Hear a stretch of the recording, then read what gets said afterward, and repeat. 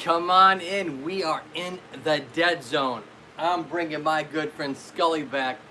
We just got done finishing up recording our next editing video on Sunday. Hopefully Sunday afternoon sometime I'll be dropping that video. So let's go ahead, come on in. Let's get connected. I'm going to go ahead and get connected here in my laptop. I think we'll go over Vertigo a little bit more today. And I think we're going to go over the neck a little bit more in regards to Vertigo. If you guys have any questions, you can go ahead and shout them out, obviously. Love to answer those if I can, at least give you some advice. Let's see if I can get clicked on here. It's lagging on me a little bit here.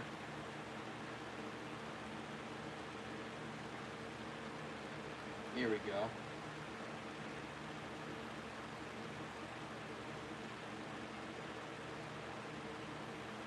Alright, I got myself watching right now.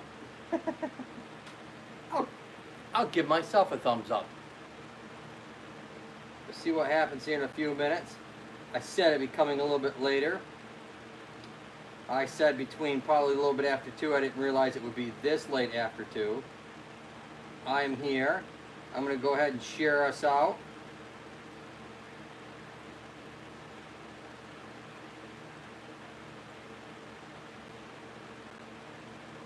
Come on now. Here we go.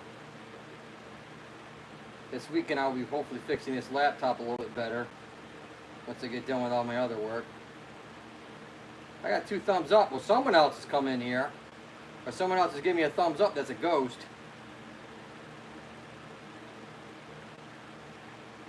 I got 2 thumbs up. Whoever it is, I want to thank you so much for giving me a thumbs up.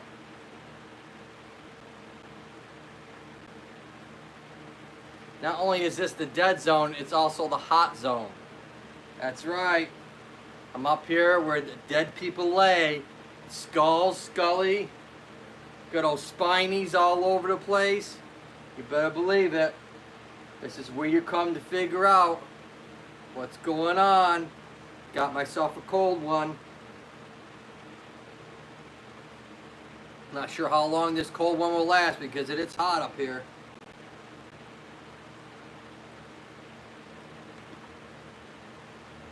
I gotta move Scully over a little bit. Come on, Scully. Stop fighting with me, brother. Here we go. All right, come on in. Come in, come on in. Welcome, welcome up, and let's get connected, folks. Let's learn something. Let's get excited about learning. Get excited about connecting. Ernie Hatmaker, I want to learn. She says, I want to learn. Thank you for coming there, Miss Ernie Hatmaker's in the house. Miss Ernie, we're dragging this afternoon, girl. Uh-oh, Happy Lux. Happy Lux is in the house. Hi, Mr. Happy. Hello, sir. I got Scully down here hiding underneath the shade. That's right. Oh, man.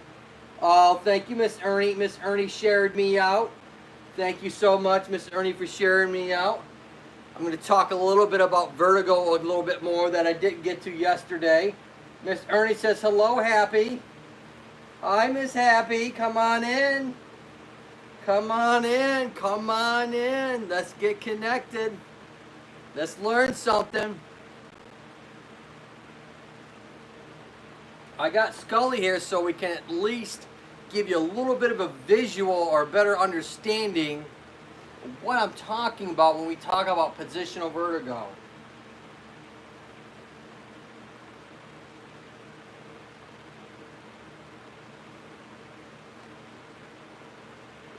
So, good old Scully here. He doesn't have any earlobes, but he does have some ears inside. Happy says, Ernie Hatmaker, hello. I think that's a thumbs up. I can't really tell with that emoji. Oh, peekaboo.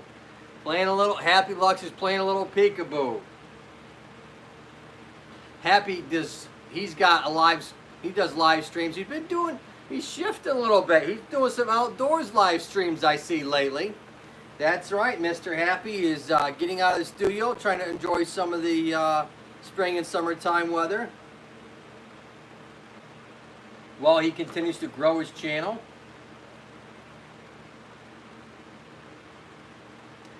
Let's see if I can get a few people in here, then I'll go ahead and talk about good old Mr. Scully and me and figure out exactly what I'm talking about when we talk about positional vertigo, this whole inner ear problem.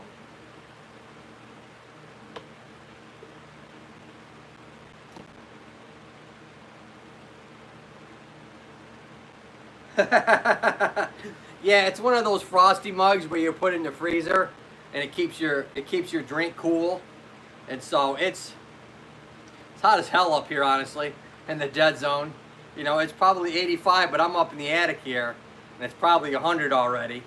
And there's no insulation, no nothing, so I got a little fan blowing on me, and that's about it. So I always tell my wife, if she hears the thud and it gets quiet all of a sudden, she better come on over because I probably passed out.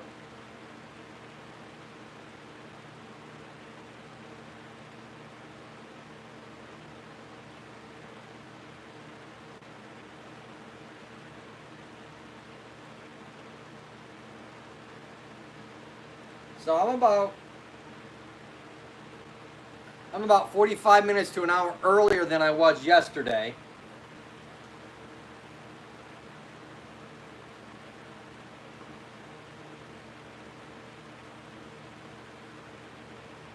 Well, thank you so much. I say hello back to Ed.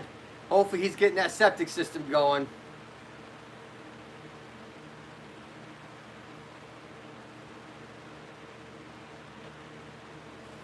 Alright, so now that I got a nice clear, you know, like Wednesdays and Thursdays live stream, you guys were getting a clear picture, but I wasn't on my end because the weather was so bad.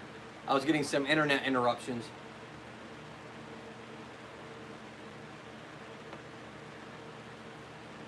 So when we talk about, and I'm going to go ahead and backtrack and kind of review a little bit what I said yesterday when it comes to, in this case, vestibular vertigo. So we're talking about just positional vertigo, where if you turn your head a certain way, all of a sudden it feels like the room is spinning. It rained last night, so that throws us back a day or two with getting concrete. Oh yeah, it does. Things got to dry out a little bit. You get down in that septic system. Hey, how was your perk test on that septic system? Did you perk all right?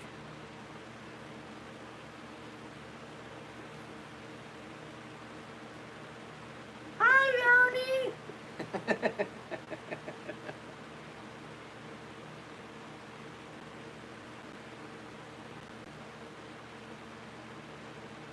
And so when we talk about the inner ear of good old Scully here, if we could pop off his head here for a second.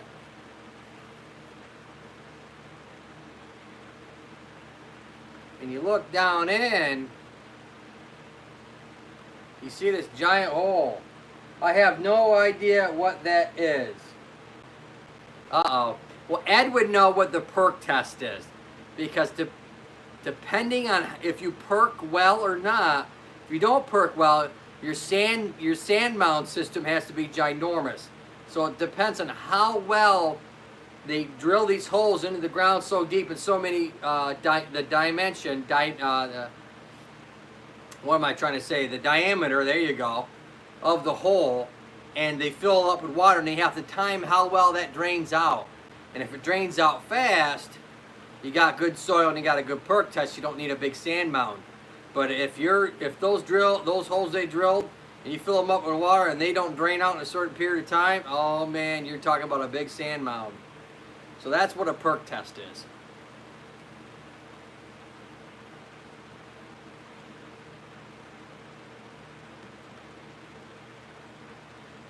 Alright, and so inside Scully and all of our skulls, you have a lot of holes. People always think you only have a few holes. Miss Galaxy, hello sir, how are you doing today? Hello, Miss Galaxy. Welcome, welcome, welcome. Come on in. I got 4 in the house right now. Hopefully I get a bunch more. We're starting out with Scully, kind of going over the vestibular system, as well as why do we have all these holes in our head in the first place. Miss Catherine with friends. Hi, how you doing? Hi, Miss Catherine. Welcome, welcome, welcome. Come on in. Hopefully we can get connected with some good people in here. We got Miss Ernie's already wanting a shout out with Miss Galaxy. And we'll see what happens. Maybe Miss Catherine. Oh, look at that. Miss Ernie's talking to Miss Catherine. I'm not sure if you guys are already connected to her or not. That would be awesome if you're not. That way I can say that I got you guys connected on my channel. Anyways, you have all these little holes. People only think they have a few holes in their face. Wrong. If you're able to unscrew your head, pop it off, and take that gelatinous stuff called your brain out, you'd see all these holes. This is where your brain stem comes through and makes up your spinal cord. See that? That's called your foramen magnum. That is your that's where your brain stem comes through, and your actual, as your spinal cord comes on down through there, and that's that giant thing right there. Yeah, pretty big, ain't it? Now you have all these other little holes in here, indentations. This is where your brain kind of sits in. That's right. Everybody's little squishy up in there. Catherine, Miss Ernie Hatmaker, love the birds. Willow Galaxy says Ernie Hatmaker would love. Oh, isn't that sweet? I got 5 thumbs up. I know Miss Ernie Hatmaker shared me out. Hope you guys can share me out too. I shared myself out earlier. We'll see what happens. It's Friday. It's holiday weekend. I don't know how my show's going to go today. New subjects today. Yes, we're talking about Scully and our skulls. That's right. If you're able to pop your head off, and you have all these little grooves inside your head too. All right? It isn't just a flat, smooth surface. It doesn't quite work that way.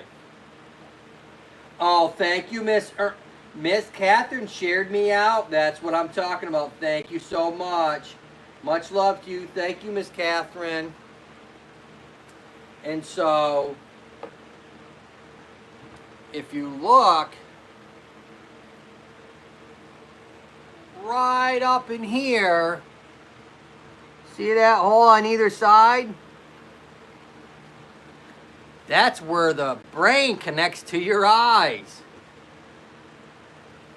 That's where your optic nerve comes through that hole and into your ball, under your eye sockets. That's right. How you think your brain connects to your eyes and to your ears and everything else. There are holes all over the place inside our heads. So yes, we have more than just a few holes in our skull. We have lots of holes in our skulls.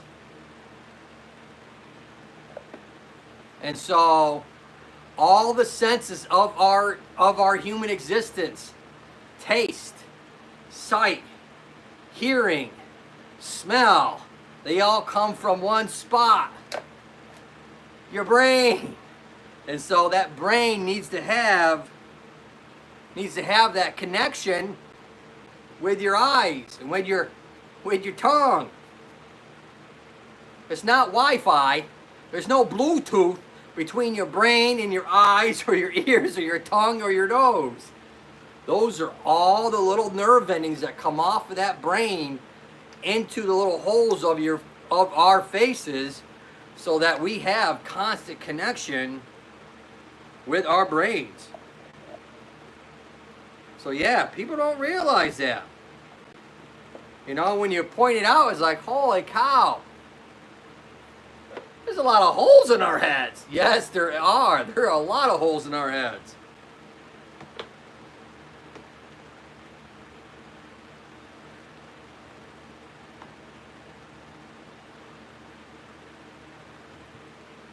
So, when you think of our brains and something gets damaged in our brains, right? So let's say we have a stroke, and we have the stroke on our left side, all right? And it affects us on our right side. The reason for that is in our spine, in our brain, the nerve endings and everything will cross. All right, there's a crossing that occurs. That's the reason why you have an injury on one side of your brain, it affects the opposite side of our body. So there's that crossing going on there.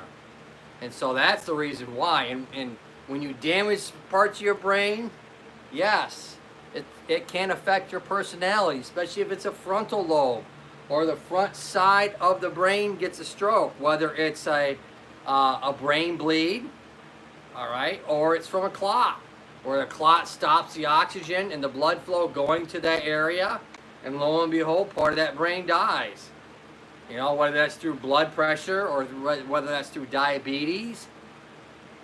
You know, a clot that goes from part somewhere up in here in our carotid area and ends up going into our brain.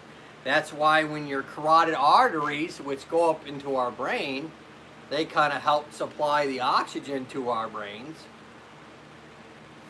And the oxygen to our brains, our carotid arteries, and if, let's say, as we age, we have plaque buildup from cholesterol in those arteries, you know, they start to describe it as I'm 80% blocked, or I'm 90% blocked on the whatever side, and they have to go in there and literally rotor, they go in there and try and break that stuff up and suck it out and get that all out so you got good blood flow.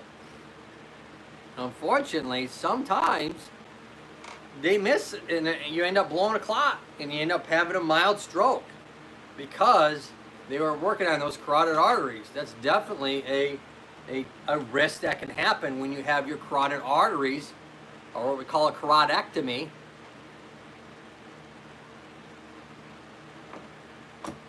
And so the fact is that's one of the possibilities. And then of course they put a little stent literally to keep.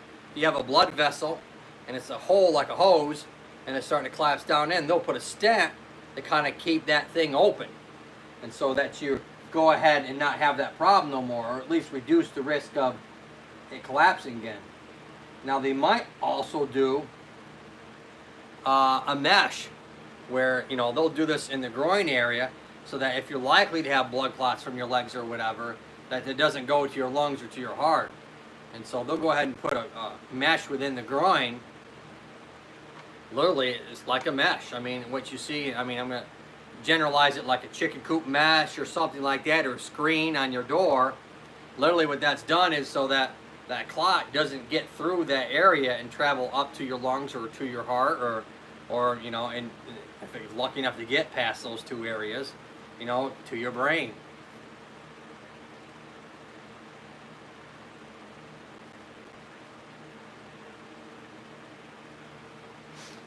All right, I think we have 5 in the house right now. I'm going to go ahead and reset for a second. Yep, we got 5. All right.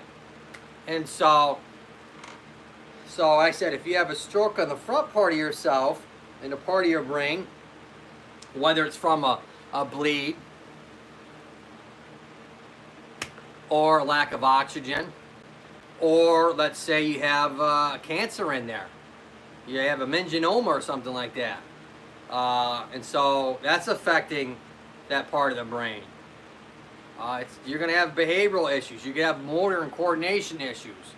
So you have the frontal lobe, you have the parietal lobe, you have our temporal lobe off to the side. All right, you have the occipital lobe. All these different lobes of our brain do certain functions. The back side of our brain, occipital wise, generally works on our right side. frontal part of our cortex works on motor and control and some behavioral stuff. And there's all kinds of issues you can have when you have a stroke.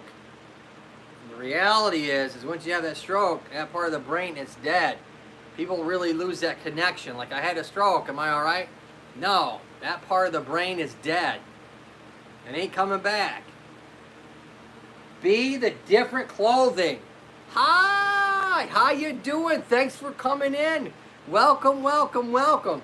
This girl, I saw her, she was exercising her just legs off last time.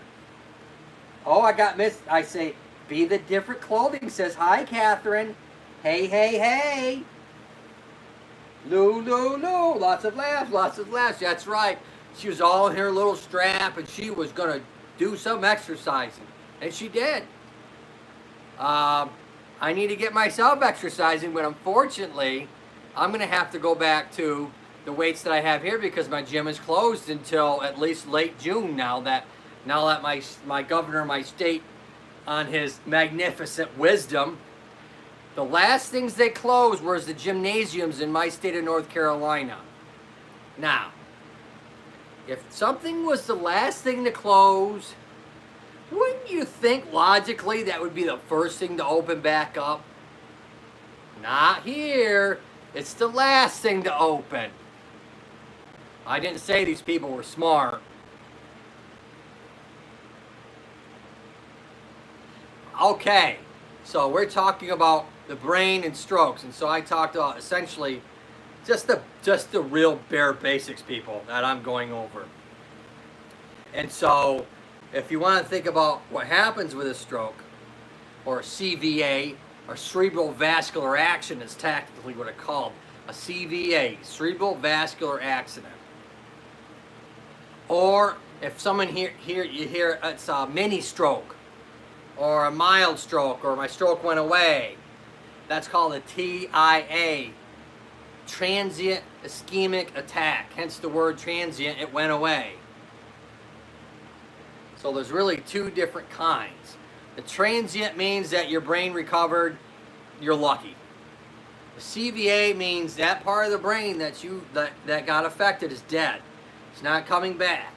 That's the reality of it. So when a person has a personality change, let's say part of their brain in the front got damaged from the stroke, yeah, they're not, quote unquote, the same person they were before.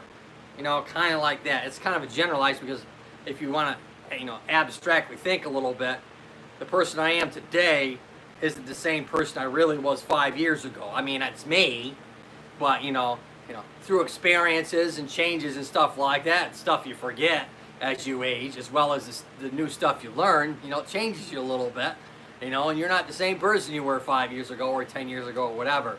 I'm talking about when you have a stroke, it's a permanent change, instantly, light switch. All right, you can have someone like that. Someone that used to never argue or be mad all the time, all of a sudden is mad constantly. Or someone that, was very strong and stoic and never had a problem, all of a sudden they can't stop crying all the time. They cry of a drop of a hat and stuff like that.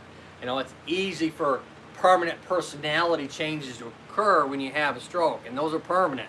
Now, hi Nicole, thanks for coming. There's a thing called neuroplasticity. All right, it's basically a fancy term for basically saying that hopefully through re-education, through repetitive type of techniques that physical therapists, occupational therapists, and speech therapists perform, we can hopefully get certain other parts of the brain that are still functioning to hopefully take over that task that you've lost because of the brain stroke. Sometimes it works, sometimes it doesn't. It's that simple. That's the reason why my brother, right? He doesn't know who I am and probably never will, but Elon Musk, he's doing a thing called the Neuralink. I don't know much about it, but it definitely, everything has potential. He basically wants to hook this chip up and wire your brain a little bit, and basically those connections that are lost, this particular linking system, at least the basics of it, or the basic concept of it, would help you reconnect. You know, if you were a spinal cord patient, all right, all of a sudden it can reconnect that part of the signal that's been lost, and all of a sudden you got your feeling back, you got your motor control back. So I really hope that people take this information to heart that he's doing, and I hope they run with it, because really that is the final frontier. I mean, when we can control and help people, I mean, if you've never had a stroke or had to treat someone with a stroke, you don't have a clue what I'm talking about. But when you've had a family member, a loved one, or yourself have a stroke, and you basically say, you know, 6 months, a year down the road, you're like, yeah, this is what it is. When your muscle won't move, or it won't control itself, or it's all over the place and you can't control it. Yeah, I mean, that's, if you're talking about where we can someday reconnect and get that thing working again, so, you know, whoever can actually control their body like they used to be able to, that's what we need to look towards. All right, Nicole, you can just visit. That's fine. I thank you for coming.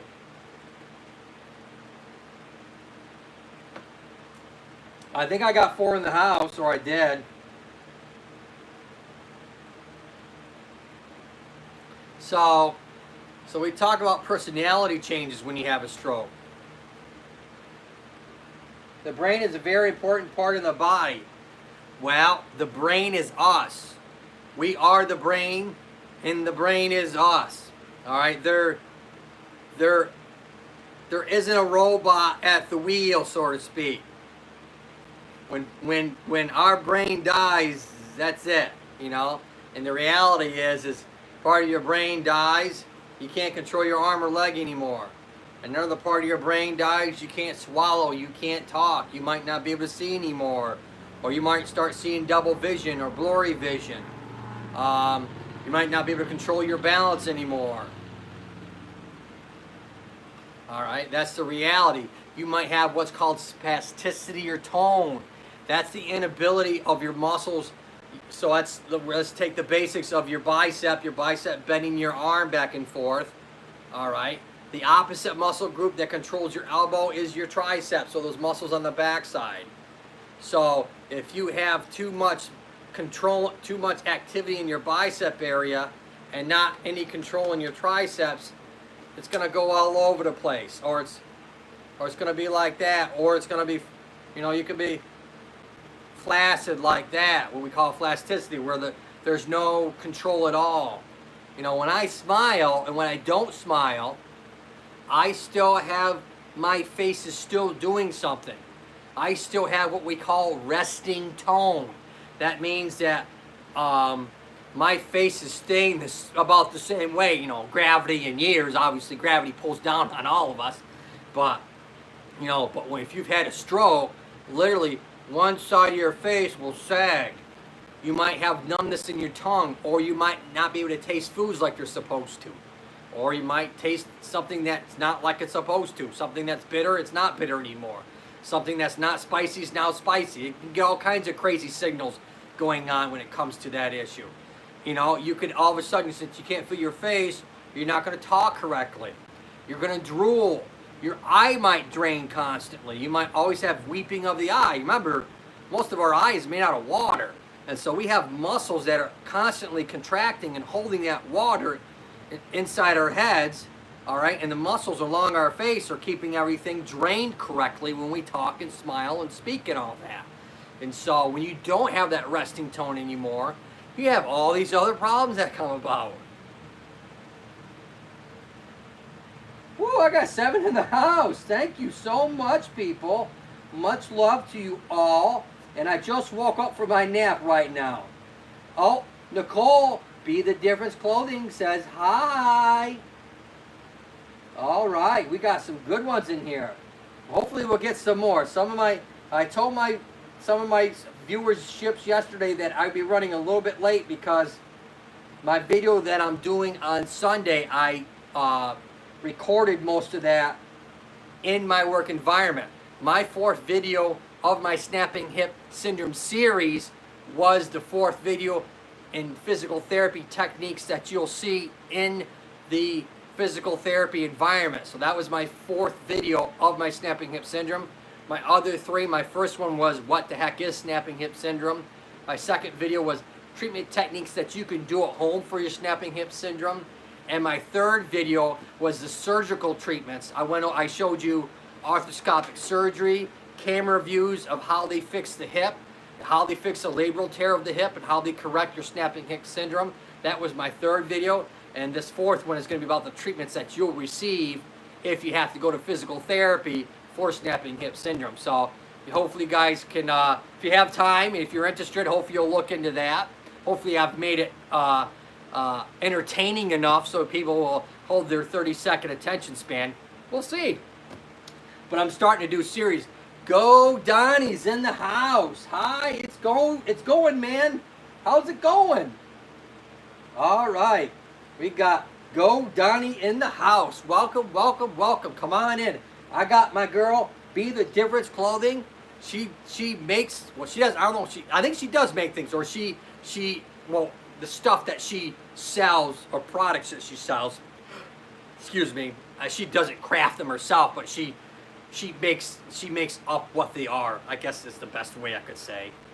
I'm sure she could probably describe it much better than I can. I'm more describing neuroanatomy than I am describing a pair of socks. No one's good at everything. 3rd knee surgery should be in July. I hope it works, or thanks for the information.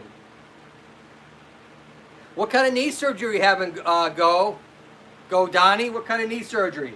I'd love to kind of go over, I'm going to go over the stroke a little bit more.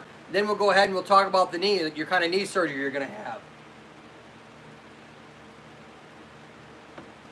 What are the side effects of brain damage? All kinds. Because remember, we are our brains. There's a huge disconnect in the non-scientific and non-biology and non-chemistry community. That community, for some reason, thinks that your brain and you are 2 different people. Let me tell you, they are not. They can literally take probes in parts of your brain and make you see things that aren't there, make you hear things that aren't there, all right?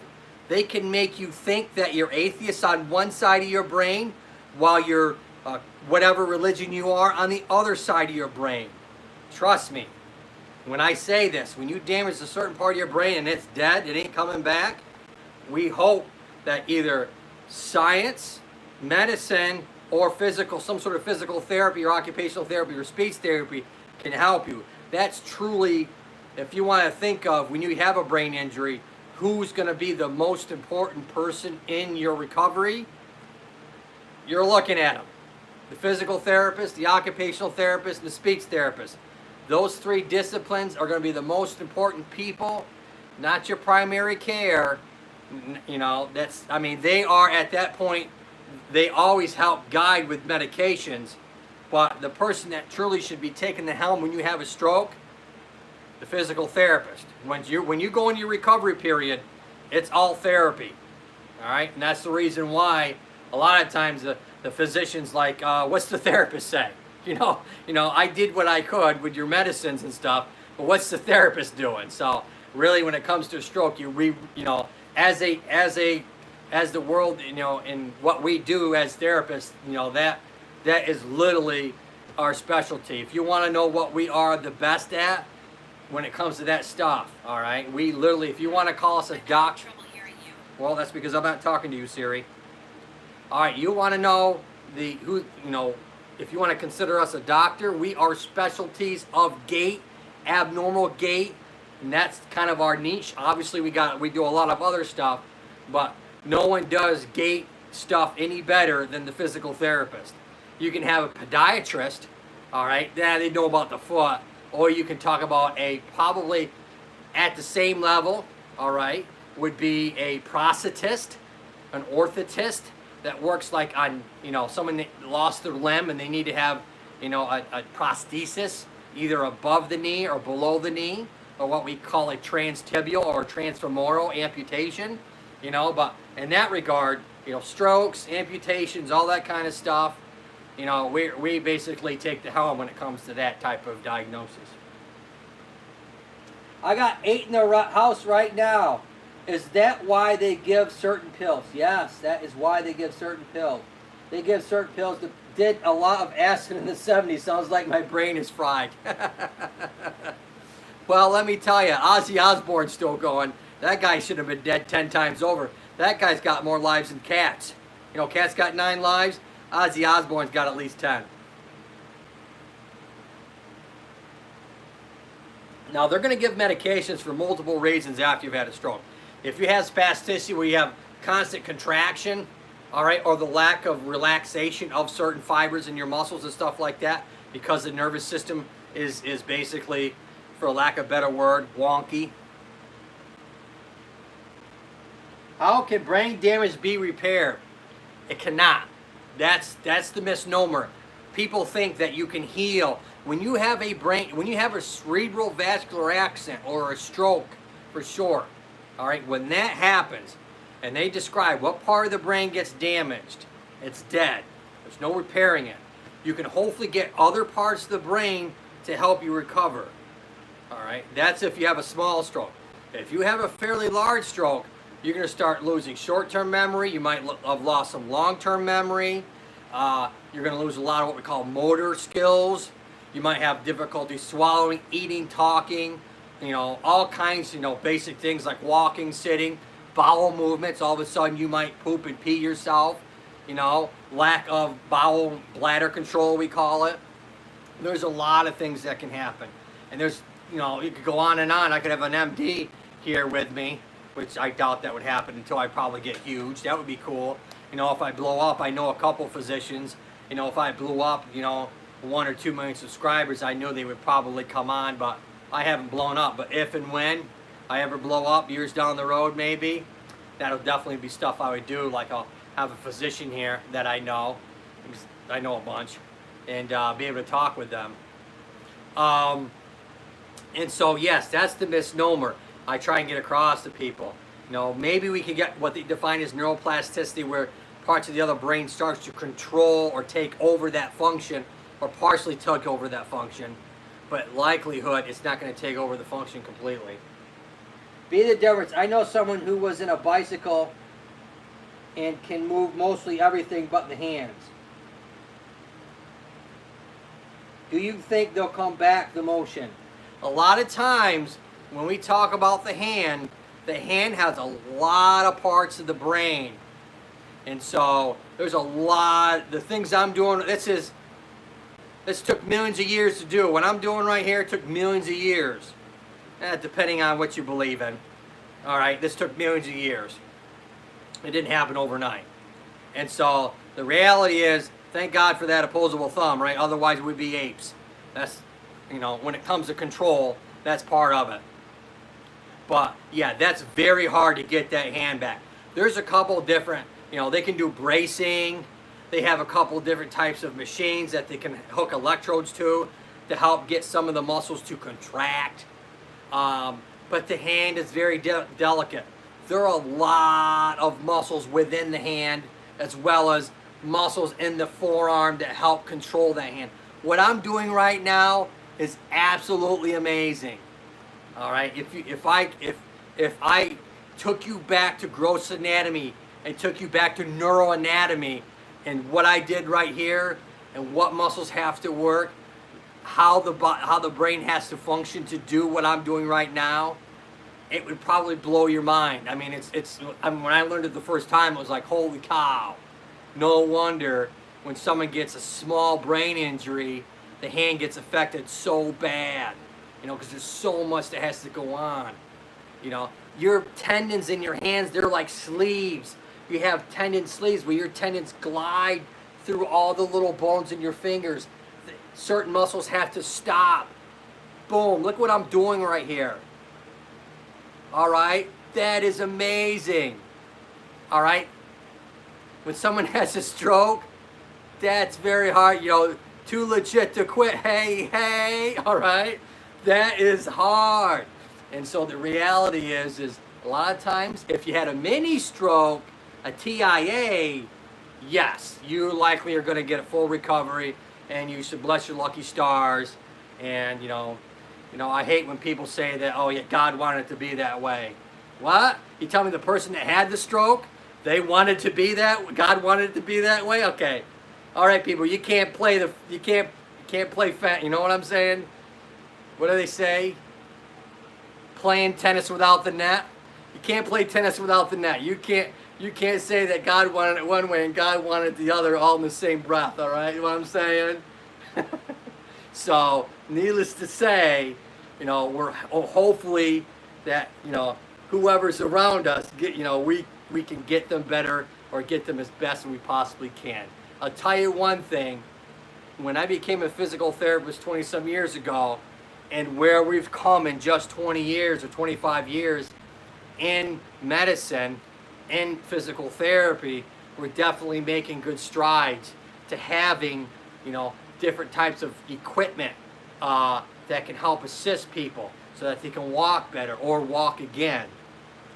I'll tell you though, the brain is the final frontier. Outer space is supposedly the final frontier. No, the final frontier is inside between our ears.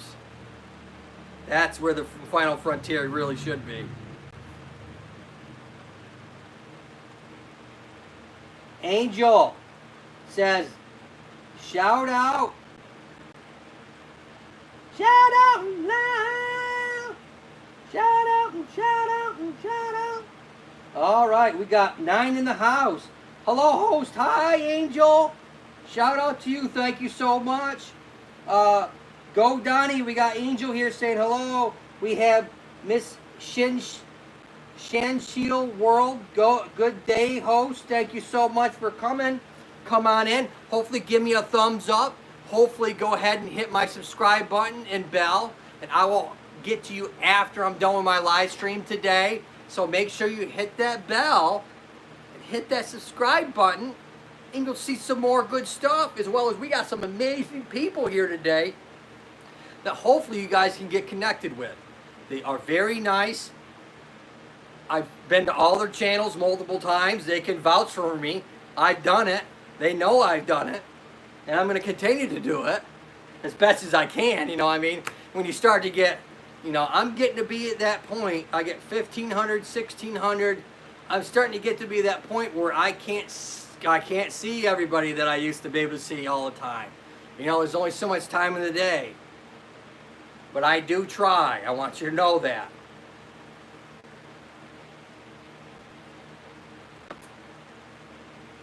Oh, we got a connection here.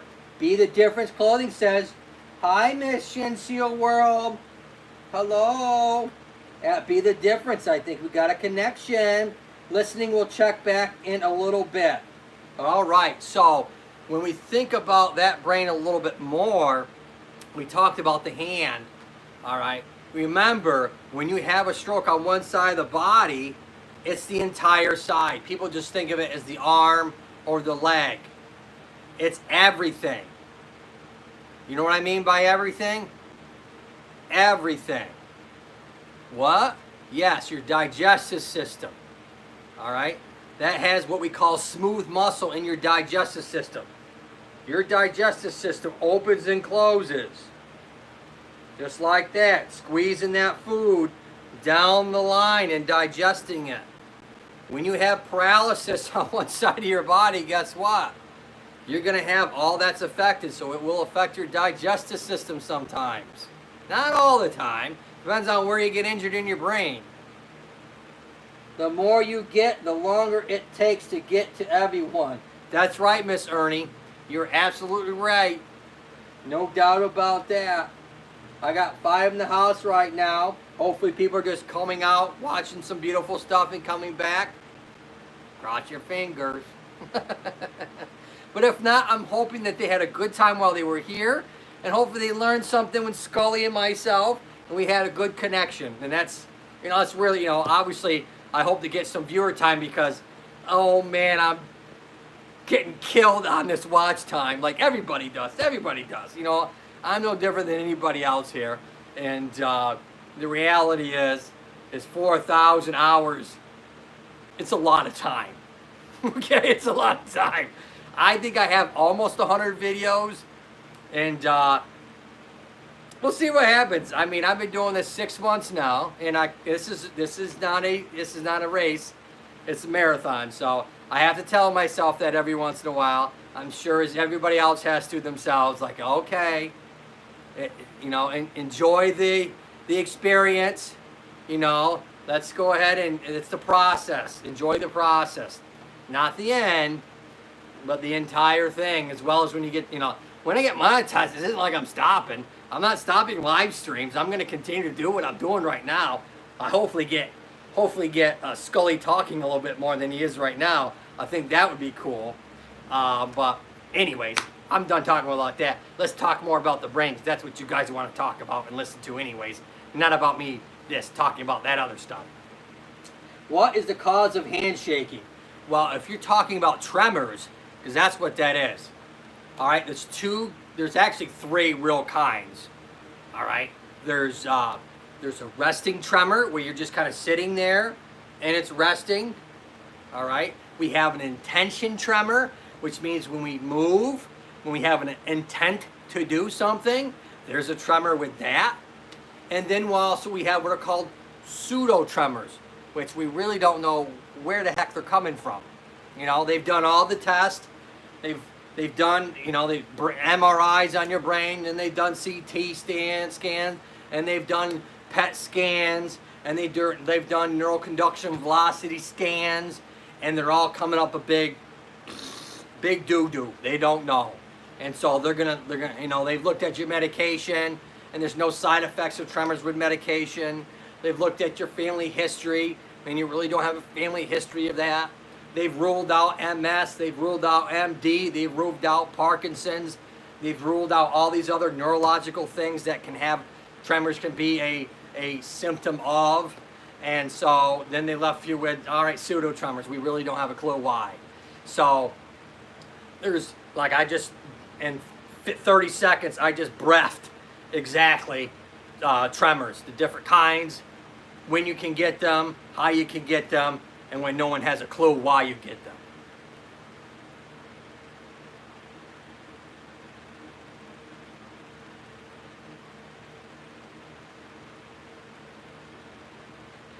I got 6 in the house. Hopefully give me some thumbs up if you can.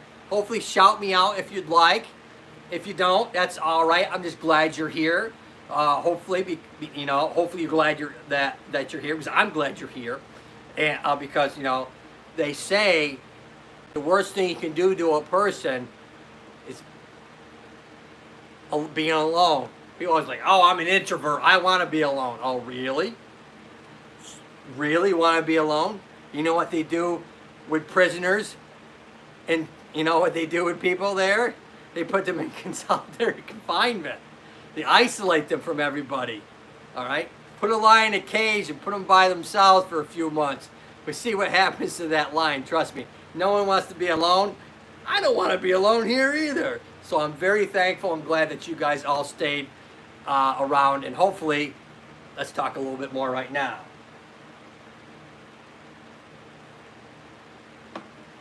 All right. Well, thank you so much, Miss Galaxy. So we talked about the basics of the hand, motor control of the hand, and how it takes a large part of our brain for this hand to do what it's supposed to. As well as balance, strength, range of motion, our sensory system, hot, cold, burning, something that's painful, something that's sharp, something that's dull, something that's soft. All these different types of sensation can go completely haywire when you have a stroke.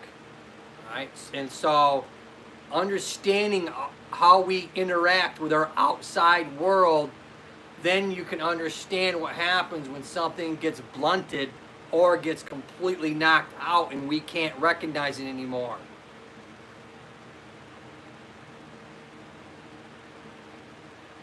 Miss BET, Brown Eye Truckers in the house. Brr, brr, brr, brr.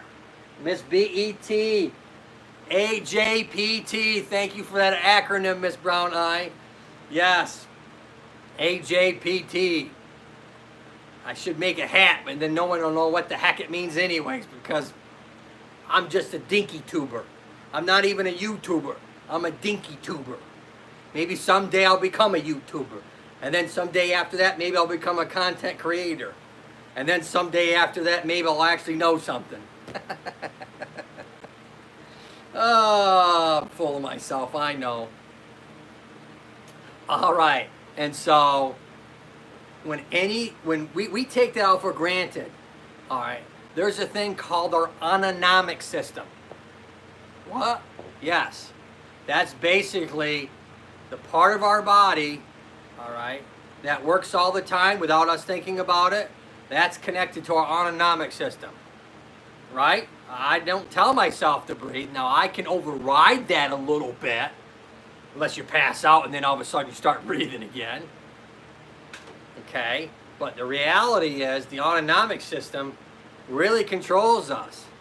You know, so when people talk about, oh, I'm in control of the wheel and I know it, you know, I am myself, you don't have a clue about neuroanatomy, do you? If we could really get, what's there, 7 billion people on the planet? Something like that. If we could get half of them, I know I'm asking for a lot. If we could get half of them to understand the basics of neuroanatomy, they would probably have a totally different viewpoint on life and how everything truly does work. All right, that's the scary part. Yeah, it's frightening. But I'm gonna hopefully break the glass ceiling a little bit here and give you guys kind of a panoramic view of what I'm talking about. Yes, you will, sir. Miss Galaxy, thank you so much, my dear. We'll see, you know, it's you guys know, you're content creators for Pete's sakes. You know, this is years. Basically what we're doing is we're starting a business. That's what that wonderful lady in here knows that I see all the time. She might have left. She's busy. B, the different clothing. I don't know if Miss B, the different clothing, if she changed her name or added more to her name or added another YouTube channel. I don't know, because I thought she had a different name before. Maybe if she's still in the chat, maybe she can tell us. Miss Catherine, oh, look at that. Brown Eye Trucker. Got a good connection with Brown Eye Trucker now. Awesome, awesome.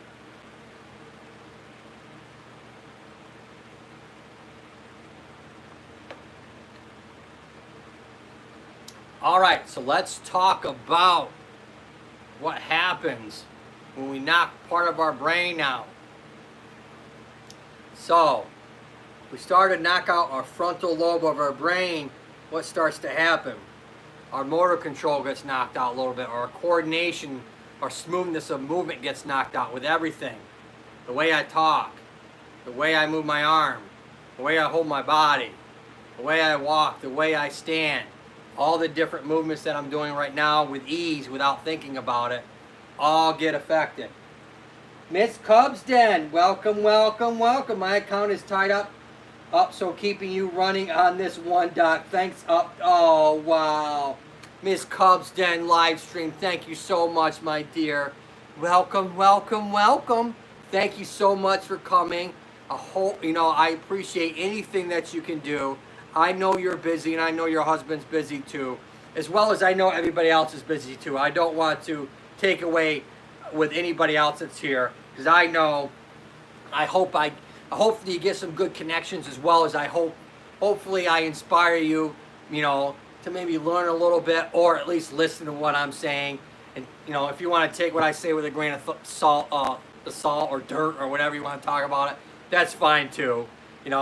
Everybody's got a belly button. That means everybody's got an opinion, but not everybody has facts.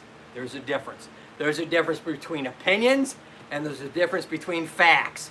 Everybody can have an opinion, and not everybody can have the same facts.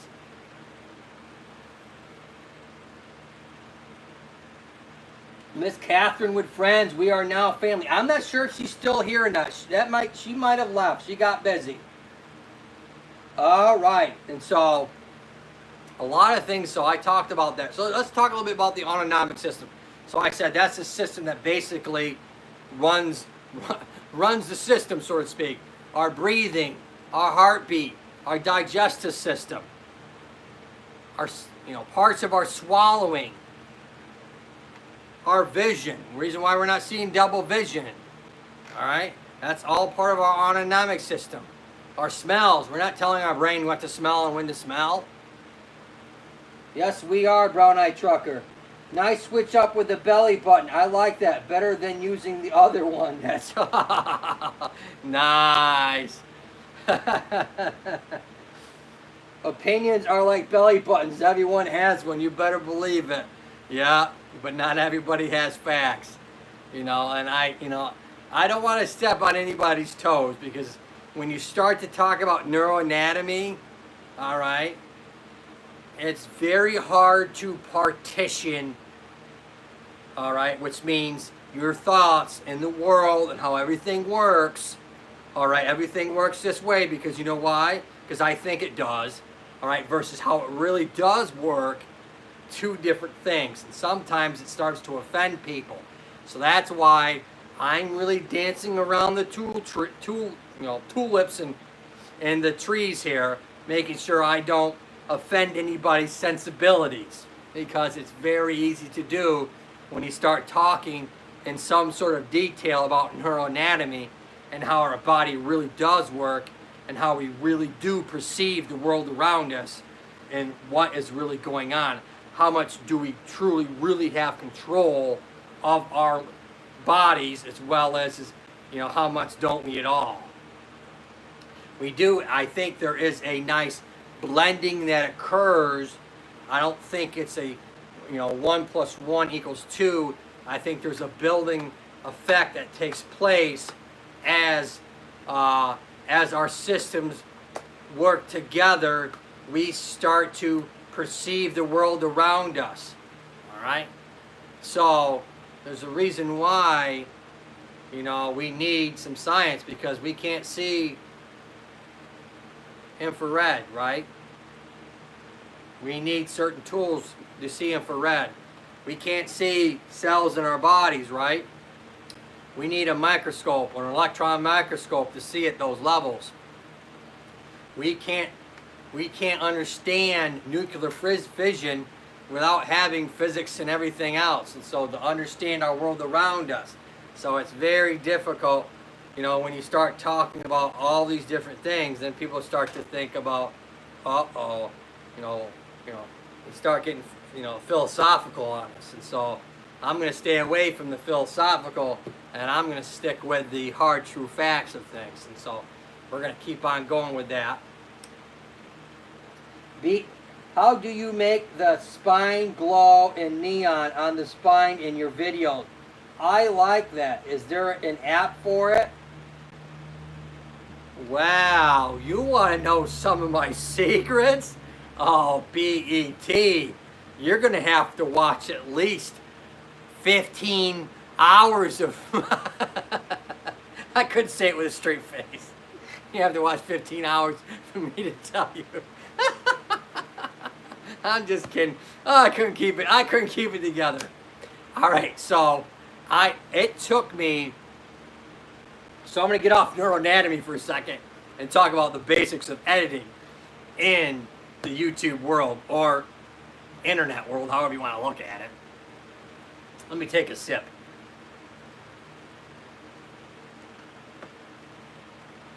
I use a combination of Adobe Premiere Pro editing software program, and I'm cheap because I only try and use Adobe After Effects.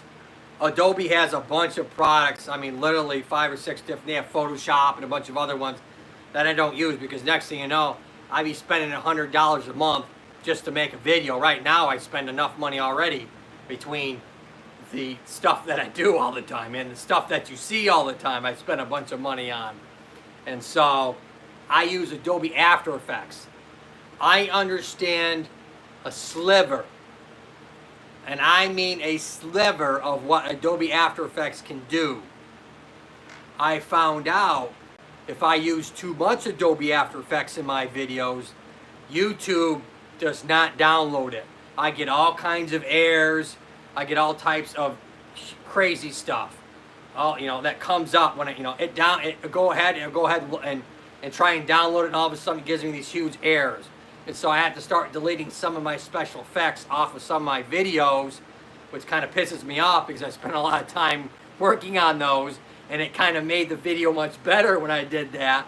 And so the reality is I can probably do 2 or 3 special effects per scene.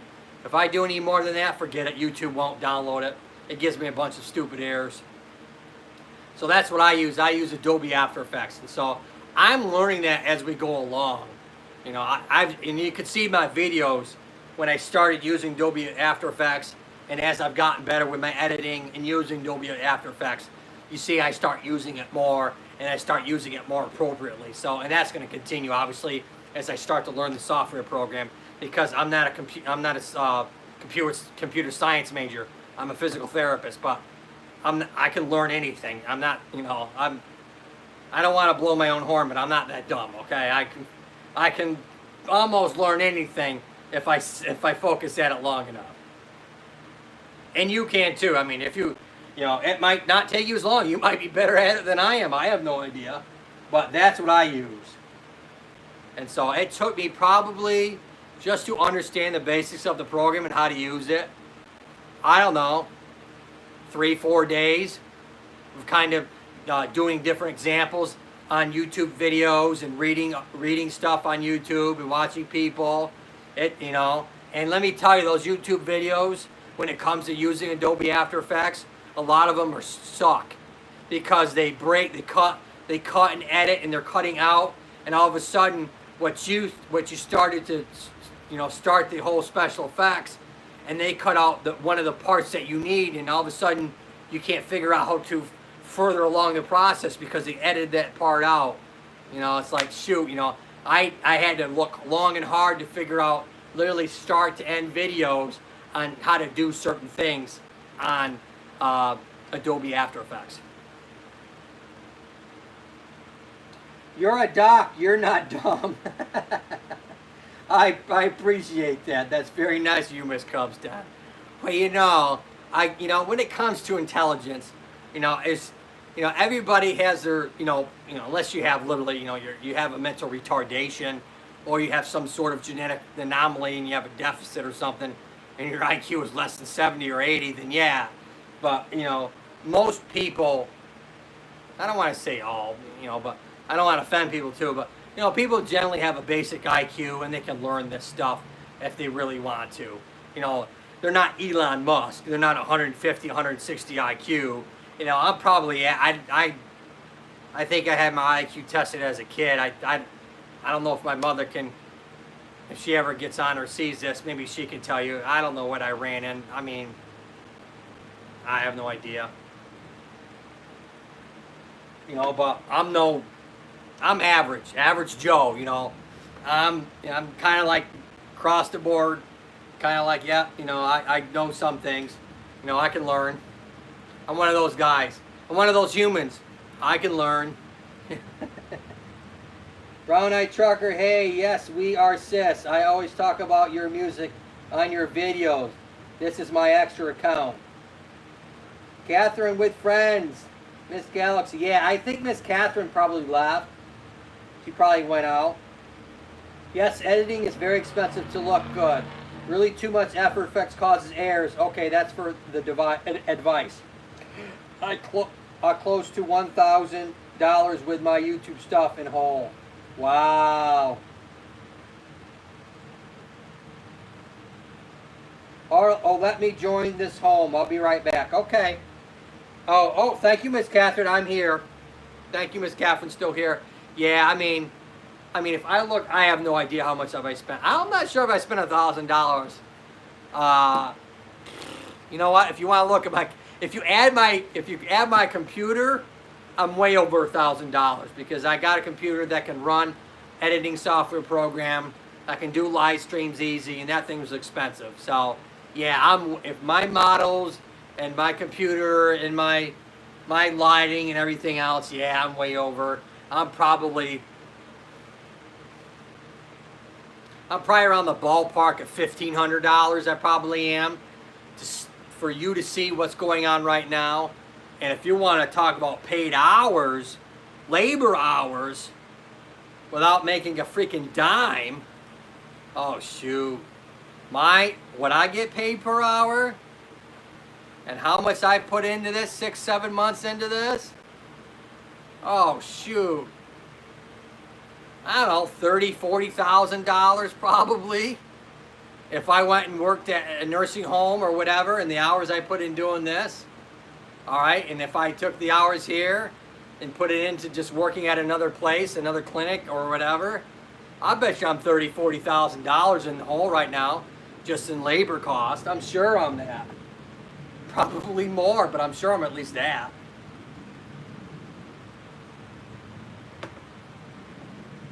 But I've given people knowledge, crazy knowledge, for free.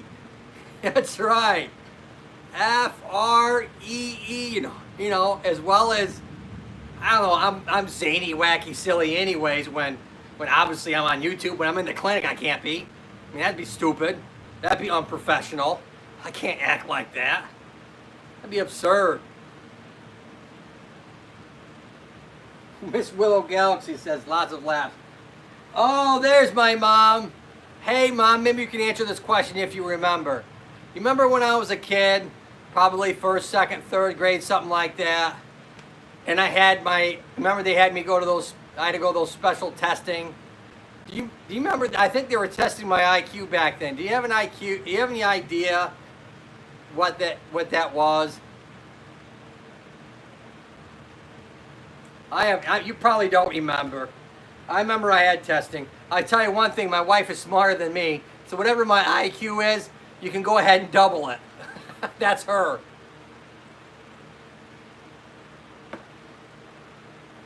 You always want, hey, all you people that aren't married out here, this is 10 cents of advice for all you people not married out there.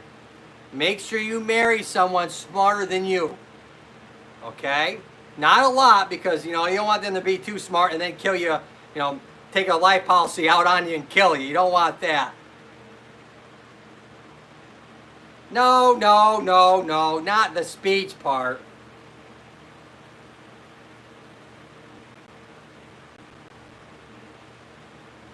Marriage tip 101, that's right. And make sure you marry someone just good looking enough. All right? You go and marry someone that's a supermodel. Not saying my wife is not. But if you go ahead and marry someone that's too much into themselves all the time, you're going to have a headache. It's going to be nothing but a headache, and it probably won't work out for you in the end anyways. Cubs Den live stream. We are family on this one too now. Holy cow. I got 8 watching. I'm gonna give me one more discussion here, and then I gotta get another drink.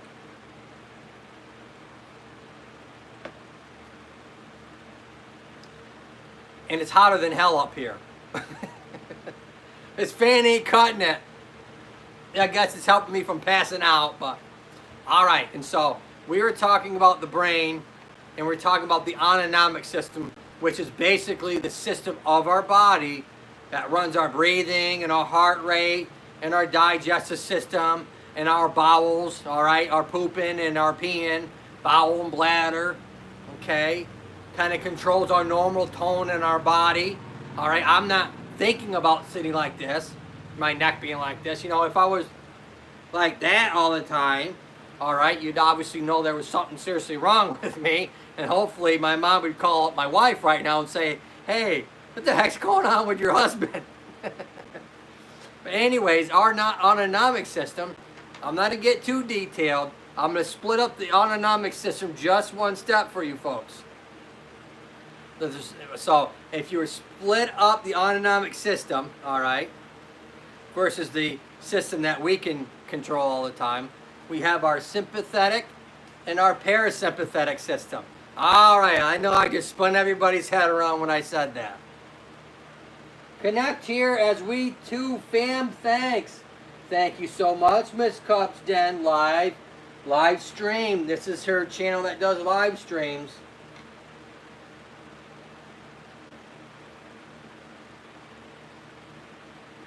And Brown Eye Trucker says, yeah, no problem.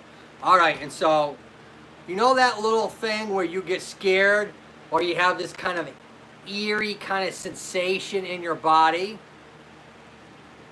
We have nerve endings on the back side of our spine. Well, technically on the inside. Yeah, it's all on the inside. On this inside, on either side, literally at the spine level, at the nervous system, literally almost glued to the spine, but not really glued. All right?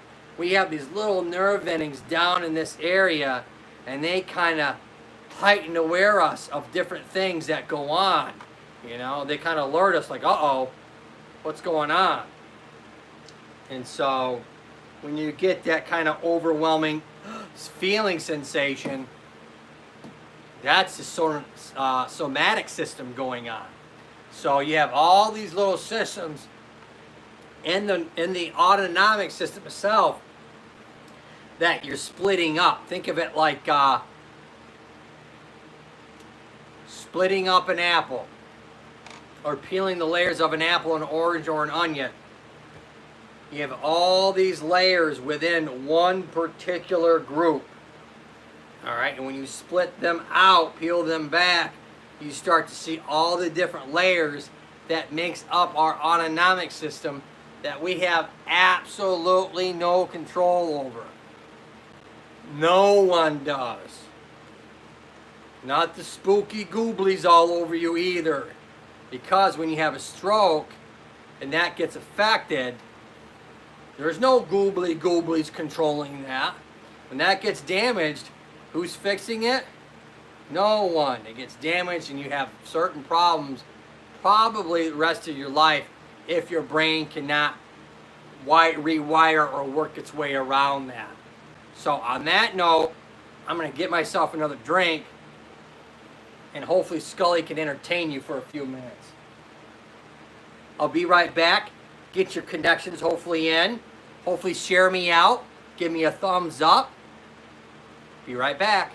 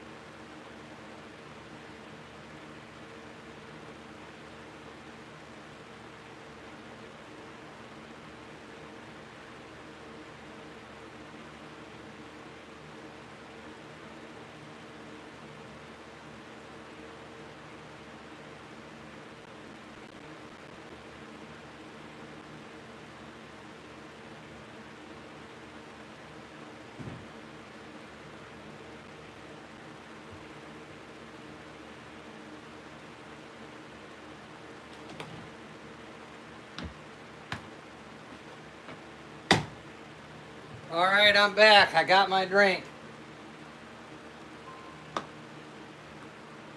We got 7 in the house.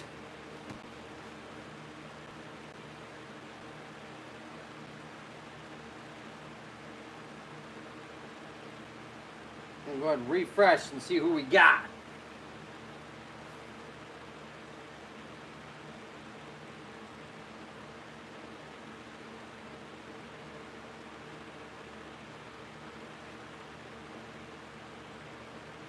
All right. So, Galaxy's still here. Why, thank you all. 8 in the house I got right now. Hopefully we'll get some more.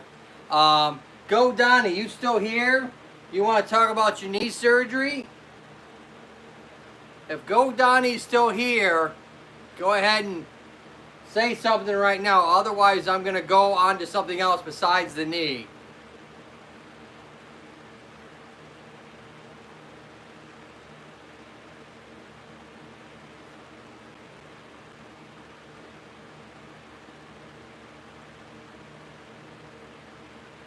Oh, I don't think they're here no more. Go Donnie left. All right, well, if he comes back and he wants to talk about the knee, hopefully we'll be able to do that at that point in time. Otherwise, we're going to move on. Okay. My low back.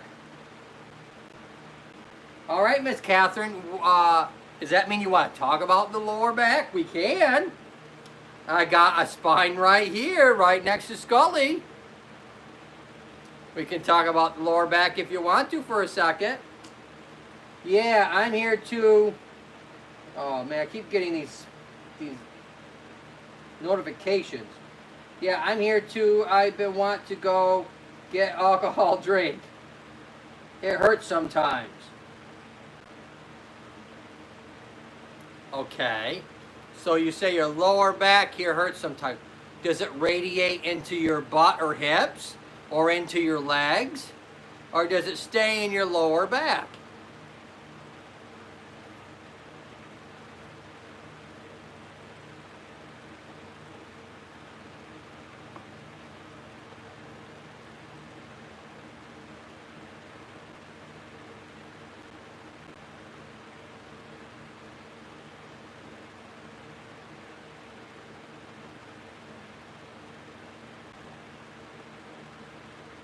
Oh yeah, no doubt. I got a 3-day week, and so I'm lucky enough I got Monday off, and so I got to mow the lawn since it finally stopped raining here.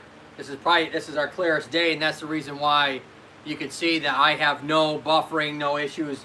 I'm as crystal clear as they come when it comes to the internet.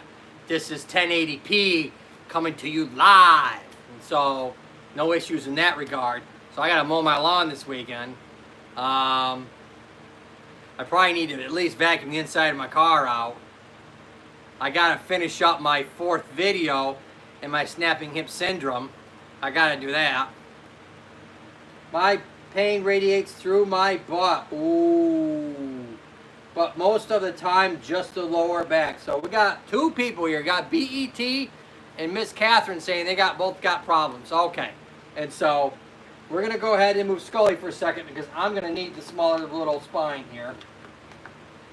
Okay. So let's just talk about the basics. I've talked about this in the past. But let's go ahead and just get the gist of it here. Anytime that you have a tendency to sit like this, where you're rounding out your lower back, you're going to irritate that spine, the joint, all the muscles that connect to the spine, as well as you're putting a lot of stress on your SI joint. So that's the first problem that you're doing if you're sitting like this.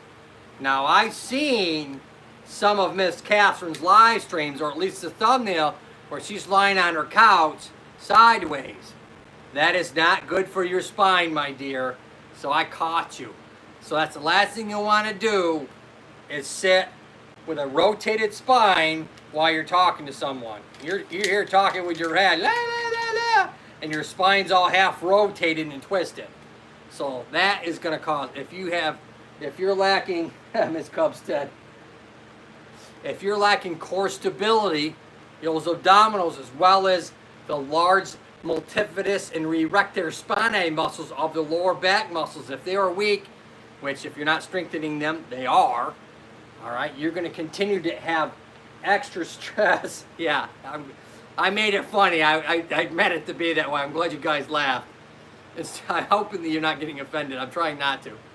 But right where my finger's at, this little culprit here, called your facet joint, all right, this represents your disc. This is the vertebral body, the bone above and below, the disc in between. That joint in the back there on either side can get inflamed, as well as the muscles get locked up and lock up and get that thing inflamed.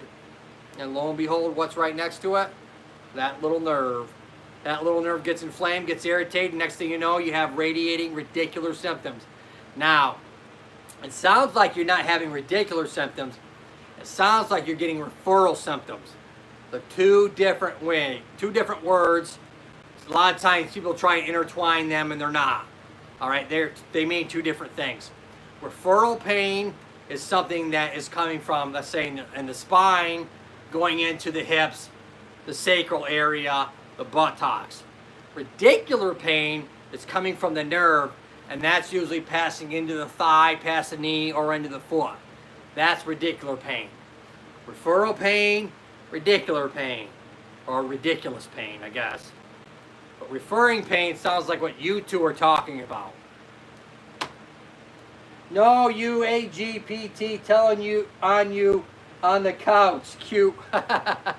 Well, if you saw her live stream, you would have seen the same thing. So she can't hate on me too much. I went to her live stream.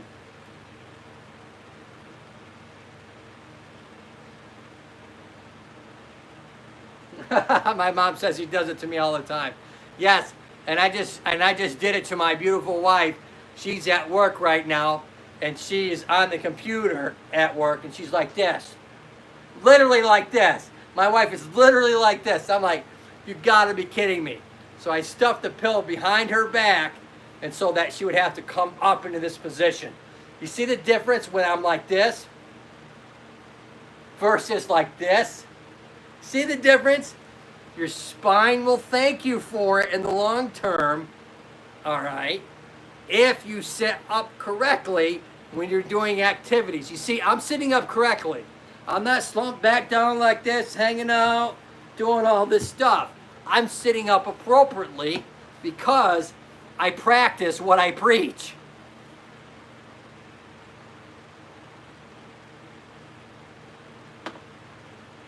Yeah, so what I'm describing to you in BET, because she's driving all the time, and I told her about the towel roll, all right, putting it down at your sacrum, because we're not letter C's, all right? We are not letter C's. We are letter S's. We are supposed to be S's. We have the nice three curves that you're supposed to have in our spines, your neck, your mid-back, and your low back. And if you start changing those curves, you will start having pain. And it's usually because you're causing the inflammatory process to occur down along your joints of your spine, as well as you're over-elongating or overstretching those muscles across the lumbar spine and the pelvis. Do this with your finger and stay like this for about 4 hours straight. And let's see if you can straighten your finger back up. Now you expect your spine to be like this, and you just think you're gonna be all fine and dandy? No, your spine's gonna tell you so. It's gonna cause inflammation. It's gonna cause some irritation around the buttock and area, and it's probably gonna take between 2 and 3 days for those symptoms to start to go down or abate, whatever kind of fancy word you want to use. I always just say go away. It means the same thing.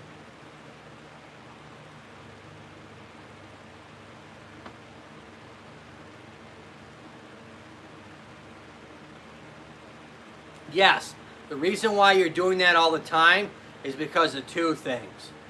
One, we're creatures of habit. Welcome to the Homo sapien human race.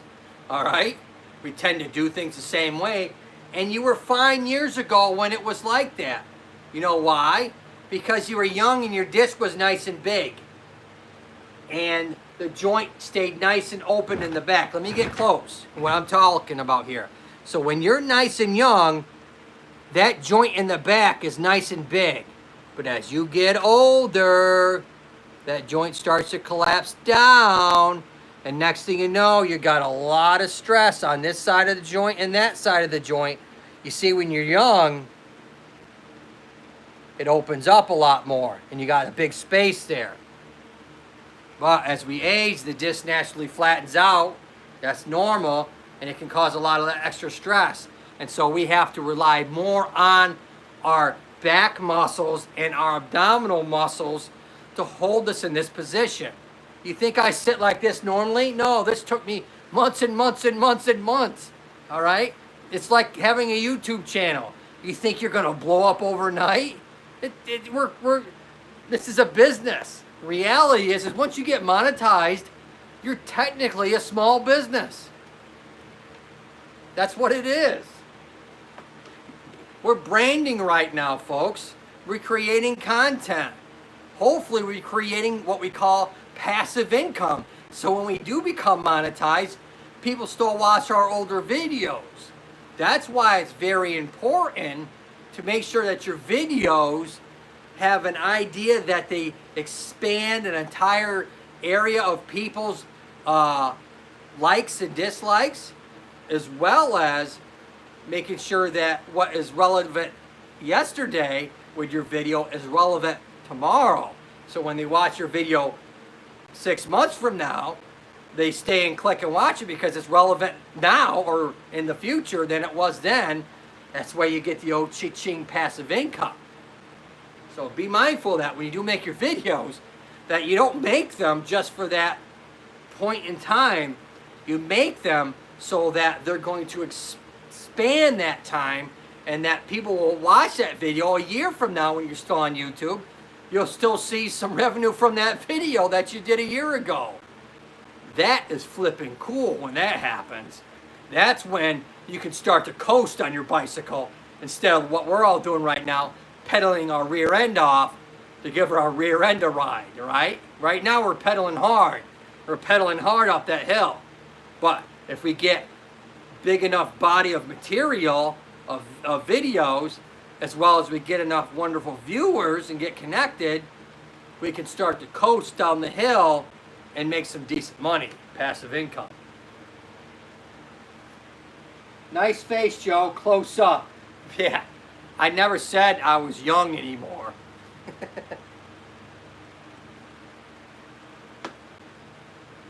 So, you mean this drink won't fix my back?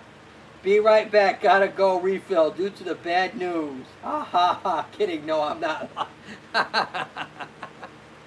Yeah. The bad news is this takes WORK, not WRP in Cincinnati. WORK, all right? This takes work, takes effort.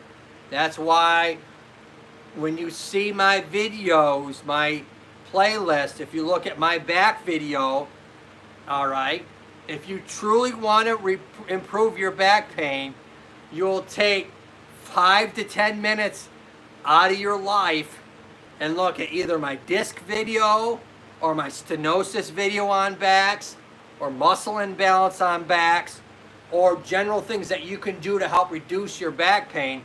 If you look at a few of those videos, it's free information. I'm sure some of it's going to help you guys. As well as, you know, if you're talking to a family member, you can sound super smart by saying, hey, if you want to steal my idea, I could care less.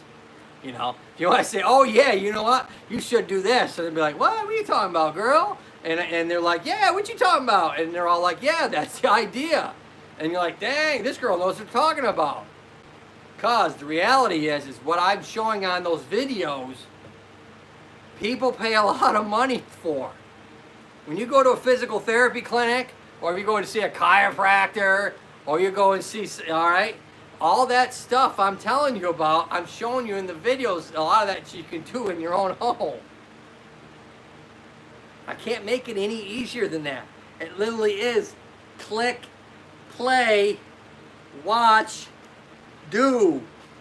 I don't know. I mean, I can't make it. I can't do it for you. That's why I tell them in the clinic. When they say, why isn't mine getting any better? And I say, are you doing any of the stuff that I said for you to do at home? And they you know, sometimes they say, yeah. And sometimes they, all I hear is crickets. I'm like, well, you see, if the doctor gives you a prescription for a medication and you don't take the medication, how do you expect to get any better? Same thing with me. If you don't do the stuff I tell you to do, you ain't gonna get no better. Yeah, YouTube questioned me about how I enjoyed your videos. They are really pushing you out there and suggesting you a lot. Great job. Dang, that's awesome. I hope so. For my sake. Never can tell. All I want to say is much love to you. Yes, I did see that on Twitter. I saw you. I clicked you. I'm pretty sure you responded back. I was in the process of starting to video my second part of my video on Sunday. So I give you much thanks and much love, girl. Thank you for giving me a positive review. Because, I mean, I have no idea, but I'm sure some of those are make and break. No different than if you went for an interview and you had to have someone vouch for you. You know, hopefully they vouch good for you, you know. You know, hopefully I put my best foot forward for you all. And as well as I'm sure you guys feel the same thing about your guys' content. Miss Cub's dead. Remember us when you get up there. Oh, please, girl. Please. Please, you're going to get there way before I am. Please. I'm not even I'm grabbing at scraps and all I see is dirt. There's not even food there. All I see is dirt, you know. I'm like, what the heck was that? I thought there was some, you know, I thought there was some beef or chicken there. No, it was just dust. Thank you, Miss BET. Much love to you. Thank you, Miss Galaxy. I appreciate it, girl. All right, and so when we age, there's one thing I never talk about, but I should. I don't think if I brought this up, I can't remember, and if I did, I've only done it once when it comes to the spine. As we naturally age, I always talk about the degenerative disc and how that's normal. It shouldn't have been called the disease. Yes, I've said that a billion times. But this part I've never said, or if I said, I've only said it a few times. As we age, our disc naturally starts to ossify. Kind of like how wood ossifies. It turns into stone as it gets older and older. Our disc is initially a gelatinous type fluid. And so as we age, that starts to harden and get thicker. And it's not as mobile as it used to be. That's also another reason why we have more stress on the facet joint as we age. This little thing I'm pointing at. All right, on either side of your spine. See how that bone glides on the other one? That happens throughout your entire spine, that gliding on both sides. And so your disc starts to ossify as we age. And so that starts to naturally lose the normal movement. All right, what's that mean? That means that synovial fluid, which nourishes the disc as well as the joints on either side, don't happen like they used to. Because synovial fluid loves reduced motion as well, reduced stress, as well as it likes that motion. Motion is lotion is the basic phrase that we use in physical therapy and probably any medical profession when it comes to how the joint likes to be nourished. And so when you have a disc that starts to ossify as we age, you start to lose that normal natural mechanics of the facet joint. That starts to cause problems. So as we age, one of the most important things we need to regain and keep going is flexibility. Yes, we want to make sure all the muscles along our pelvis our hip bones, all the muscles that run from the pelvis to the spine on the front and the back, all remain flexible. And when you're doing a lot of static sitting for long periods of time, those muscles tend to shorten and get tight. When they tend to shorten and get tight, they start to compress down on things. They reinforce the compression that's occurring, which is what you don't want. You want things to be open, stretched, and loose. That's why yoga and Pilates and exercise classes all do very well. You know, a Taebo and all these martial arts types movements and range of motion exercises all stem from that one scientific framework that I just got done talking to you guys about.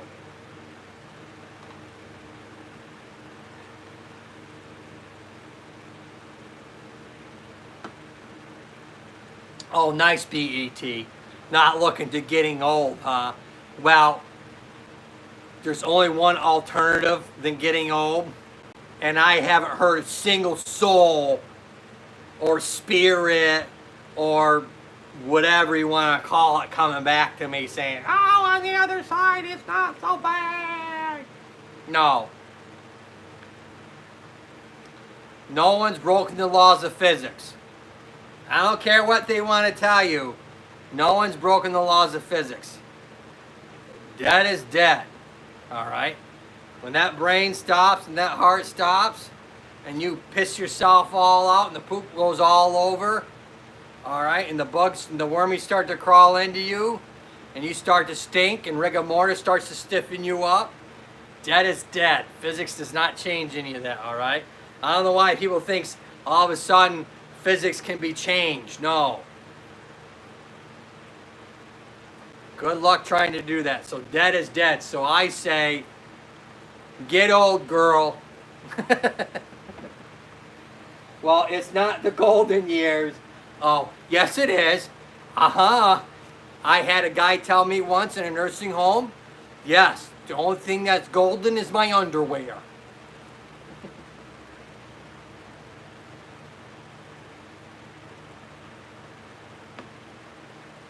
Open, stretched, loose, I am far from that. Lo and behold, that might be a problem while you're having back pain there, Mrs. BET, as well as the poor sitting positions. You better look, I'm telling you, take 10 minutes out of this 3-day weekend and specifically focus on those 3 lower back videos on my playlist. Disc, the 3 muscles that cause tightness and stenosis. I implore you, or however, 20 minutes or whatever it is, take a couple shots of Jack or whoever you got to do to numb yourself so you can watch the video through my silly, wacky stupidness that I do on my videos, my over-animated, over-exaggerated style that I have on YouTube, okay? And look at those. There's a lot of serious good content there, and you probably only need maybe 3 or 4 of those stretches in there, and it will probably make a big difference if you do them consistently, once or twice a day, 4 or 5 times a week. Nasty man. I'm not sure what that means. Well, it's not the gold. Oh, you're talking about probably the yellow underwear. Yes. I got 9 thumbs up right now. Let me refresh this.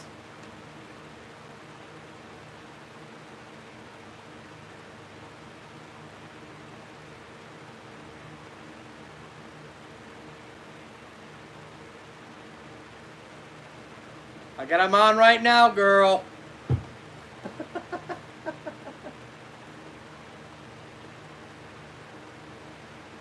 Oh, I got 6 watching. I got 10 views, 10 thumbs up. What I have yesterday. Yesterday I did well. Yesterday and Wednesday, I did pretty well. I think I had, by the time I was done with that live stream, I think I had like 100, 112, 114 views, thumbs up. I had a lot of thumbs up. I was quite impressed with myself. Oh, Frugal Farmer channel, come on in. Welcome, welcome, welcome. Come on in, get connected. We're talking about disc issues right now and how you're supposed to sit appropriately. Come on in. Oh, look at that. BET already getting in on the action. We got Frugal in here. Come on in. I got BET that's already wants to make a connection with you. Go ahead and get connected. Hopefully give me a thumbs up. Hopefully if you're new, which I know you are, subscribe to my channel. Leave a comment. Hopefully hit the bell. I bring live streams Wednesday, Thursdays, and obviously Fridays. And Sundays are my edited videos.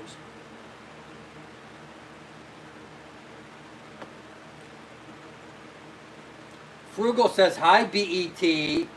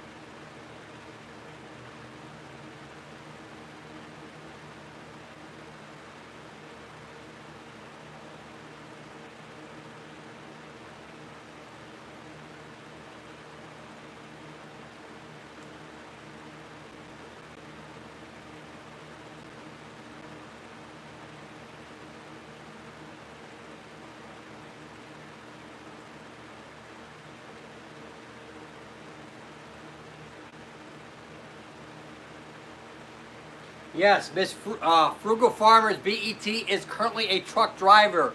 Yes, that's what she does for a living. I got 5 in the house. 11 thumbs up. For some reason my tablet is spooling. It shouldn't be.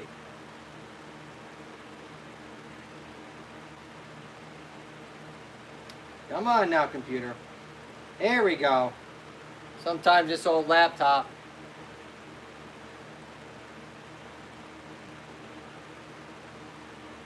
All right. So we talked about that a little bit. Hopefully that gives you guys some good ideas in regards to your back issues. Let's put that right up there. Does anybody want to talk about anything else before I continue to go on to more stuff? I think I'm going to talk about the ankle and foot. I haven't talked about that in a while.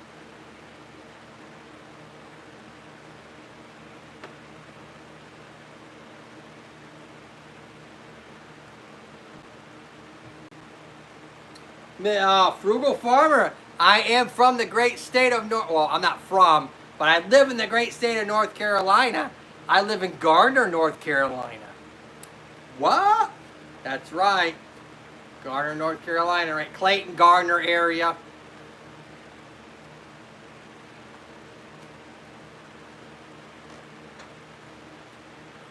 All right, so I ain't seeing nothing in the chat. That's telling me I'm going to start talking about good old Tootsies. Fix the toes here a little bit.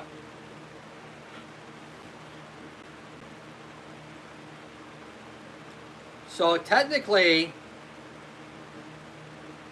the toes and the fingers are called phalanges. Did you get your Sunday done?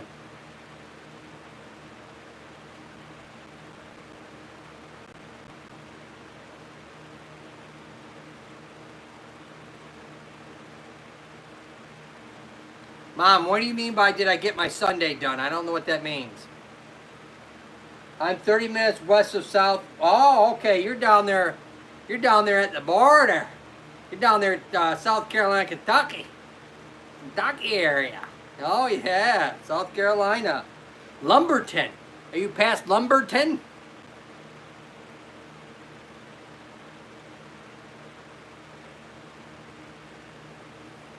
Oh, I recorded my Sunday video, Mom. Yeah, I got that recorded at least. That's why I'm doing my live stream so late today. No, it's probably going to take me... I'll definitely download it onto the computer today, so I don't screw it up or lose anything. But I probably won't start editing more of it till tomorrow. I seem to do my best work in the morning. So I'll probably do that tomorrow. Do some of it today, and then edit most of it tomorrow.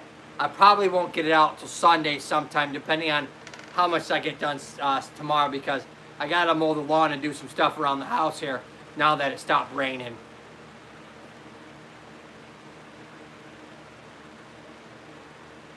I got 9 watching. That's right, Chicago. Hey, BET, do you remember Bozo the Clown? Jonah Vlog. Jonah Vlog. Hi, Miss Jonah. How you doing? We're talking about the foot right now. We talked about vertigo. We talked about strokes a little bit, having a cerebrovascular accident.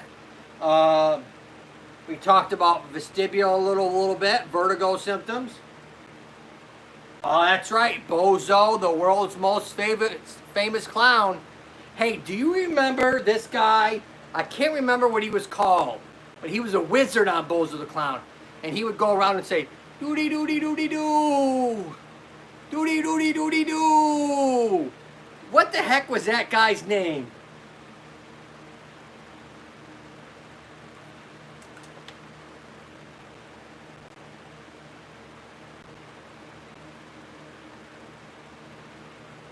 Miss Jonah says, I'm okay, and you? Now that you're in the chat, Miss Jonah, I'm doing quite well. I have 910 in the house right now. That's wonderful. It's the most I've had. Hopefully give me a thumbs up. Hopefully you guys see some people in here that you haven't connected with, and you can make a good connection today. That would be awesome of you guys, or for you guys. Hopefully give me a thumbs up. If you're new to the channel, go ahead and subscribe to me. Hit the bell. I'm bringing my new video on Sunday. Sometime Sunday, I don't know when.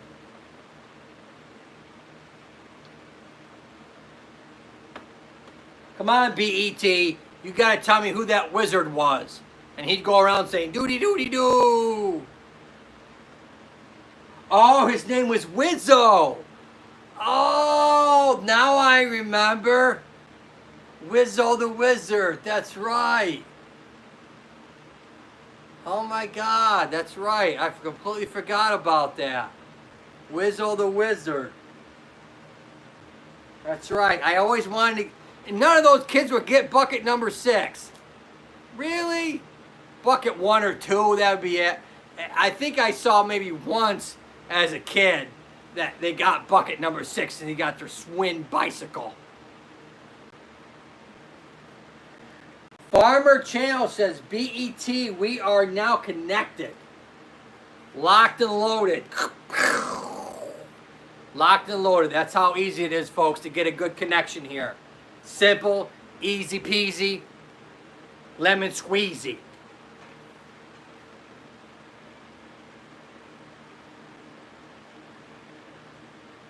Well, Miss Jonah Vlog, thank you for coming. Hopefully you listen. Hopefully you'll see something that piques your interest. Let's talk about the foot.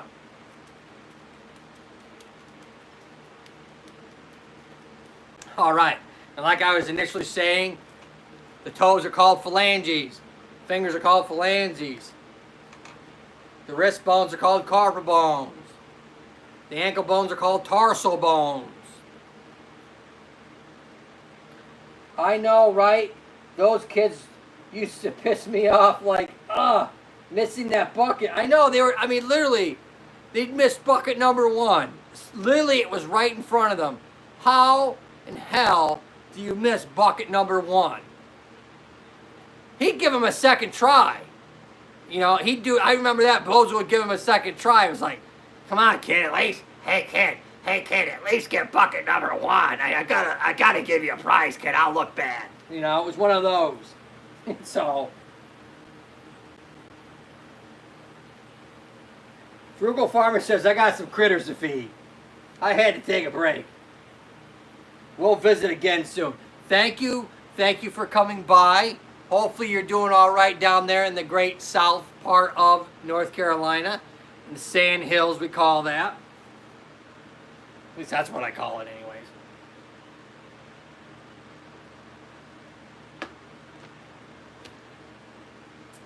I got 12 thumbs up. I'm going to refresh here.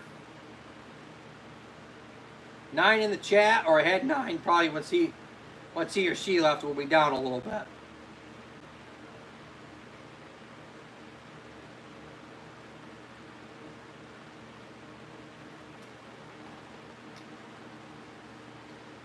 My computer's getting hot. That's why it's slow. Let's see if I unplug it for a bit.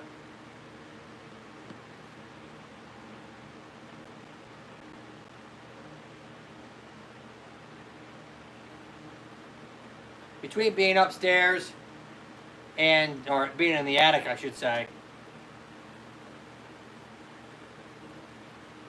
All right, I got 8. I was right. He or she was number 9. All right, so any questions about the foot? We're going to get started right now. You like that? It's kind of nice, isn't it? All right, so we talk about the bottom of the foot. We have a lot of muscles, what we call intrinsic muscles of the foot. Are you going to do a live stream on StreamYard and have guests to join in? I would love to be a co-host and collaborate. Oh, I can do that. I'll have to do that. I'll have to do that on a weekend because in a late evening because I gotta be on my main computer. There's no way I can do that on this setup that I have here with my phone doing the live stream and this little tablet. I need to be able to hold that kind of speed to be able to pull you in. And so I don't buffer or anything like that. So, yeah, if you wanna name a time or a day, we can go ahead and do that. Don Mike Live says hi. Hello, Don Mike Live. Don Mike Live is new to this live stream, new to the chat, new to Average Joe PT and Scully. Come on in. Woo, Jonah Vlog still here. Thank you so much, my dear. Don Mike, come on in, hit the bell, hit the subscriber, get connected. We got a lot of wonderful people in here that would love to watch your stuff. So come on in. We're talking about the foot right now. Look at that, Jonah Vlog, right there. Right off the bat, Miss Jonah Vlog says, hello, Don. BET, Brown Eyed Trucker. Hello, Don. Look at how easy it is. 2 right off the bat. I can't make it any easier than this, folks. I can't. I don't know how to do it. Can't make it any easier. All right, so we're talking about the bottom of the foot while these guys are getting a wonderful connection. All right, we're talking about plantar fasciitis. This is the perfect time of year for plantar fasciitis. If you're going outside because it's getting nice out, people are wearing different kinds of shoes that they normally don't wear, like sandals and flip-flops. Unlike me, I use my house slippers all the time because I'm Mr. Rogers wannabe.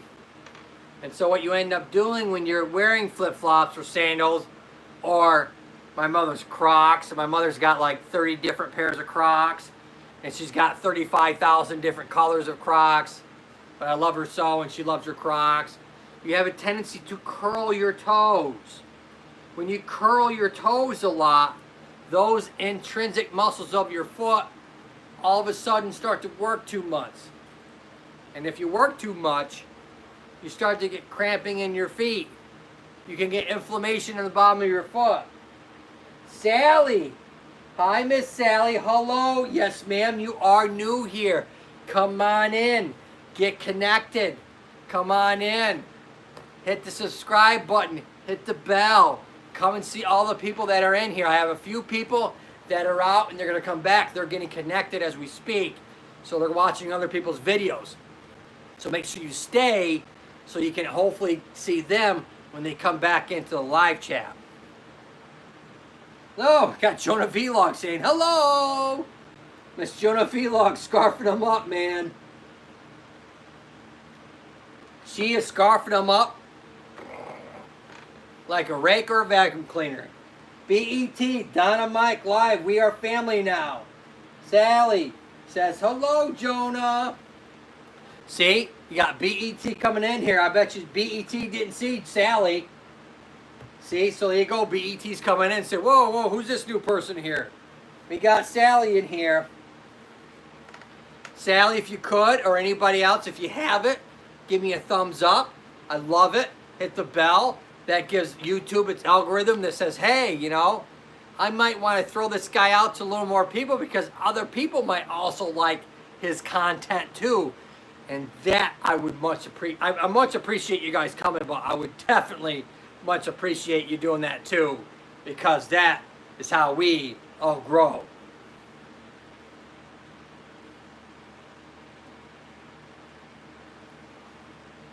Copperhead Road Home Style, going you the thumbs up. Thank you so much. Copperhead's coming in. Come on in, get connected. I got a lot of people in here.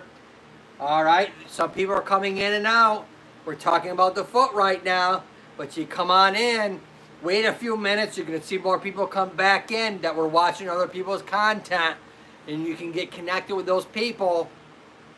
Going to get some good viewership here. Come on in. I already hit the like button and the bell. Thank you so much, Miss Sally. Anybody that I'm not subscribed to, I will go ahead and subscribe to after I get done with this live stream, because all you guys' subscribers and bell buttons come right to my email. I can easily click on my email and get pulled right into your guys' channels. Copperhead, we are using live streamers to grow our channels too. Just saw this in my feed. What? Well, you saw this in your feed? Oh, that means YouTube is shouting me out now. Oh my. I might actually blow up on this thing a little bit. If YouTube has just done that, that's telling me that I'm going to start getting some more people in my actual YouTube content. Now, if they don't like my stuff, they'll say, see you later, alligator. Well, hopefully you like my stuff. My stuff's all about Scully. All my stuff you see. Now, this is the dead zone. This dead zone's where I do most of my live streams. My content, my edited content, you can see in any of my playlists, as well as you can see on my YouTube channel. So if you have time, I'd appreciate you going to that. And maybe you'll like something. Maybe something that can help you. Maybe something that can help someone else in your family or loved one or a friend. Or maybe it'll help you on Jeopardy. Hard to tell. I told you YouTube is pushing you hard. Congratulations. Well, we'll see. You know, I don't want to get that. I mean, I've only been doing this for a little while. Much love to you too, BT, and everybody else. Thank you so much. And we'll see. I think I'm like everybody else. It's the grind, baby. Like G-Kick, excuse me, says. And Miss Cubs says. Miss Cubs Den, I should say her full chat, her full name. Miss Cubs Den, Blue Jeans, Jonah, everybody I see, everybody I talk to, it's a grind. You know, very rarely, and I mean rarely, you're better off probably getting 7 numbers on a scratch off and win millions than you are to blow up on YouTube. I mean, that's a huge misnomer. If I could slowly grind and just take one step at a time, like up the ladder, like I've done my whole life, fine by it. I plan on doing that, and it would be nice to have it easy, but It normally doesn't come that way. Thank you so much, Brown Eye Trucker. I'm on the way. Sally's going to good connect with you, Miss BET. Look at right there. Sally, we are family now. Just so, okay. All right, so let's go ahead. Keep going now. All right, so we talked about plantar fasciitis. When you're curling your toes a lot, how it can get inflamed. You calm that inflammation down in the bottom of your foot. A few months later, you do a lot of walking with those cute or pretty little shoes that you like to wear. And you get your foot all inflamed again. And it calms back down. And if you do that repeatedly, what will happen is you can actually start to get what we call a heel spur or a calcium deposit in the bottom of your foot because your body is receiving trauma over a long period of time. And your body's only way of protecting itself really is by building up either calcium, a bone spur, because it's sensing stress and it needs to do something, and unfortunately it's doing that. So when that starts to happen, now the bone spur or calcium deposit or heel spur starts to chew into that soft tissue, and then you start having instant pain. Can't take a step and stretch out that tissue when you take a step. And it's like, oh my God, when I get out of bed, I take a step, it's like, oh, it killed me, oh my God. Yes, you definitely have plantar fasciitis, and you probably have a heel spur at that point. Catherine with friends, been nice seeing you all. Thank you so much, Miss Catherine. If you're still here, much love to you. Thank you so much. She does live streams. She's awesome. All right, hopefully she'll stay here. If not, much love to her. Have a nice weekend. Hopefully we'll see you next time.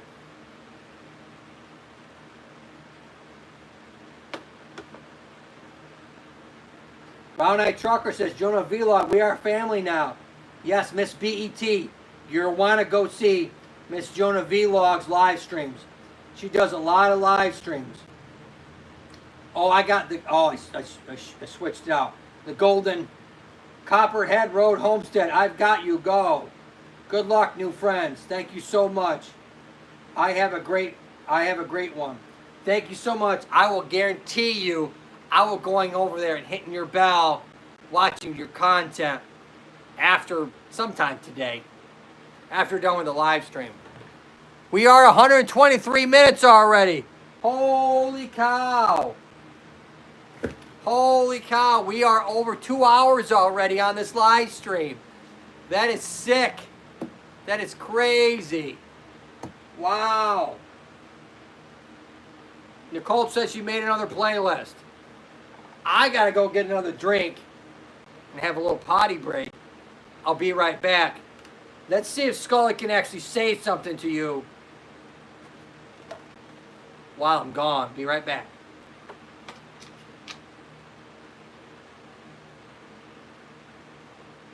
Miss Sally, you can guarantee it, I will come and see you. As the sun rises and sets, I will come and see you. I guarantee it. And I'll be hitting that bell.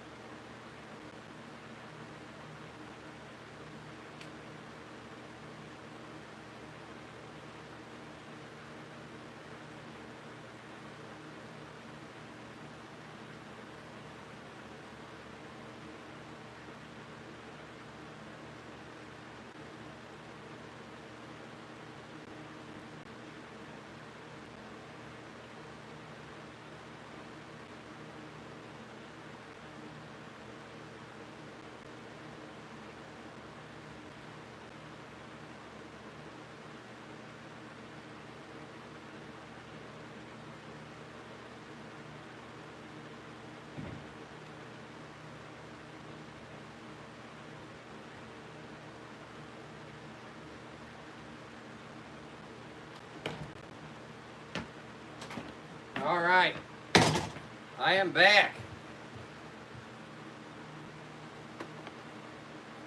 Thank you all for sticking around.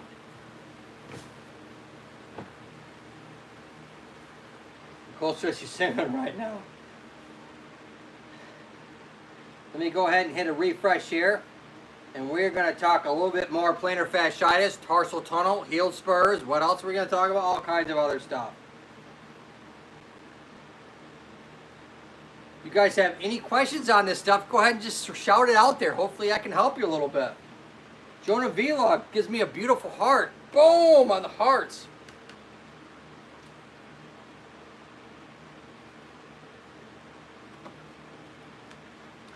$10 watching. Beautiful. Oh, that's gorgeous. All right. So, when you curl too much and you have a lot of pain underneath the bottom of that foot, and you repeatedly do that over a period of time, your body's going to build up a calcium deposit or spur. Think of it this way. I always describe it to my patients like you have calluses on your hand or on your elbow or on your feet or knees. That's your body's way of protecting itself because it's getting too much pressure over a prolonged period of time. The same idea is internally in our body that happens also that people don't think about. Willow Galaxy, lots of laughs, very funny. That's what Nicole says. And so what we have to do is reduce that stress on that tissue, and hopefully we can get the spur or calcium deposit to be reabsorbed in the body, and that way you can go ahead and stop having literally what I call it the rope on metal fraying going on. You know, the metal being the heel spur and the rope being your soft tissue. You know, it won't take long before it starts to chew that stuff up like a grinder if you don't watch out. And so that is the basics of plantar fasciitis. Now I have a playlist on foot pain that goes all over treatments about that. I go taping techniques, ice bottle roll, golf ball roll for massage. I go over stretching techniques, and I go over strengthening exercises, excuse me, as well as footwear that you're supposed to do to calm down this foot and hopefully get it to completely resolve and so it doesn't come back again.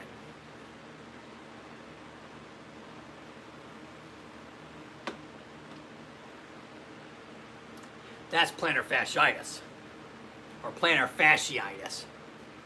And that has to do with it starts right at the heel, or it kind of splits out and makes up the kind of different parts of your foot, of the bottom of your foot, where your muscles kind of fit in, almost like compartments. And so that's that. Now, with plantar fasciitis, you can get this thing called tarsal tunnel nerve or tarsal tunnel syndrome. And that's your nerve that's coming down on the inside of your shin bone, comes all the way down where my finger is, comes underneath the bone on the inside of your ankle, and comes down in and makes up the bottom of your foot. Now that tarsal tunnel nerve right around in there can start to give you burny, tingly, buzzy sensation right around this part of the foot that I'm pointing at right here. And that can give you all kinds of symptoms in your foot because that tarsal tunnel nerve is inflamed. And that can be from, you know, maybe you've twisted your ankle, maybe you got flat feet that I talked about, which is also known as pes planus. You could be getting it because the arch of your foot is dropping, and we need to help assist that either through orthotics or taping techniques. Don Mike says, Paul Love. Lots of laughs, Nicole. I've been working on that, though. Galaxy. I will definitely check your video. Thank you so much, Miss Sally. Hopefully it'll help you. I mean, I love to get the viewership and the time and stuff like that. Obviously, that's what I love, but also I love helping people too. I mean, and the reality is the education that I have, the experience that I have, the extra courses that I've gone through on weekends and stuff like that over the years is kind of like the culmination of what I know, or the body of work, or you know, that I know at this point. I was supposed to go to a course in June, and it was canceled because of this COVID virus. So I'm hoping I can get another course cross my fingers, before the end of the year. It was supposed to be on a shoulder, an updated kind of shoulder course. But what can you do? Do you have to have surgery to stop that bone spur on your big toe? Or can you use a split at night to fix the bone? If you're talking about your big toe, BET, and you're talking about a bunion, then if it's giving you pain, then you're probably going to have surgery. You know, we can do some ultrasound, and you know, you'll have to see a physical therapist. There's some, you know, you could offload it with some orthotics or taping techniques. But the reality is if that part of your joint, this part of your joint is enlarged and inflamed and it's gotten thick and ossified, then you're probably going to have surgery if it's giving you pain. Some people, it's just cosmetic. It's genetic.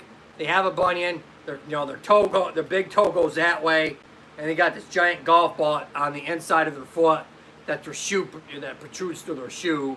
So if that's the case, and it's only cosmetic, some people don't get anything done with it.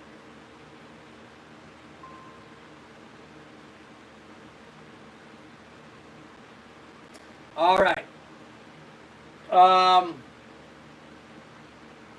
You don't have to have surgery if it doesn't hurt. If it hurts, you need to have surgery to fix that. You know, either an orthopedic surgeon. If it was me, I'd probably see an orthopedic surgeon. I mean, podiatrists can do the surgery. I'd probably go to an MD. If I'm going to have surgery, I'm going to go to an MD that I know that has done that more times than not. Now, podiatrists, yes, they can do the same surgery. They may have done it 1,000 times. You could go that route also. Either way, it really would be up to you. I got pain on the bottom of my feet sometimes. Yes, that probably could be plantar fasciitis. Especially if it's more towards. Now it could be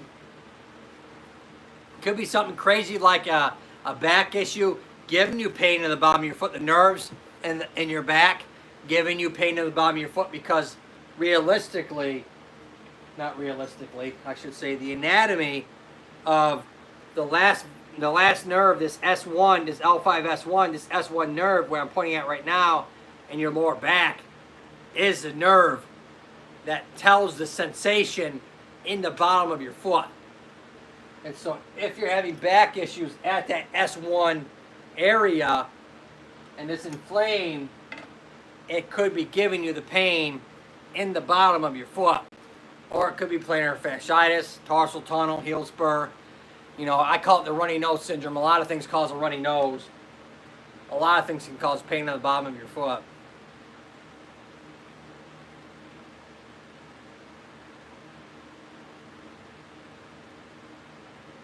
All right, I got 6 in the house.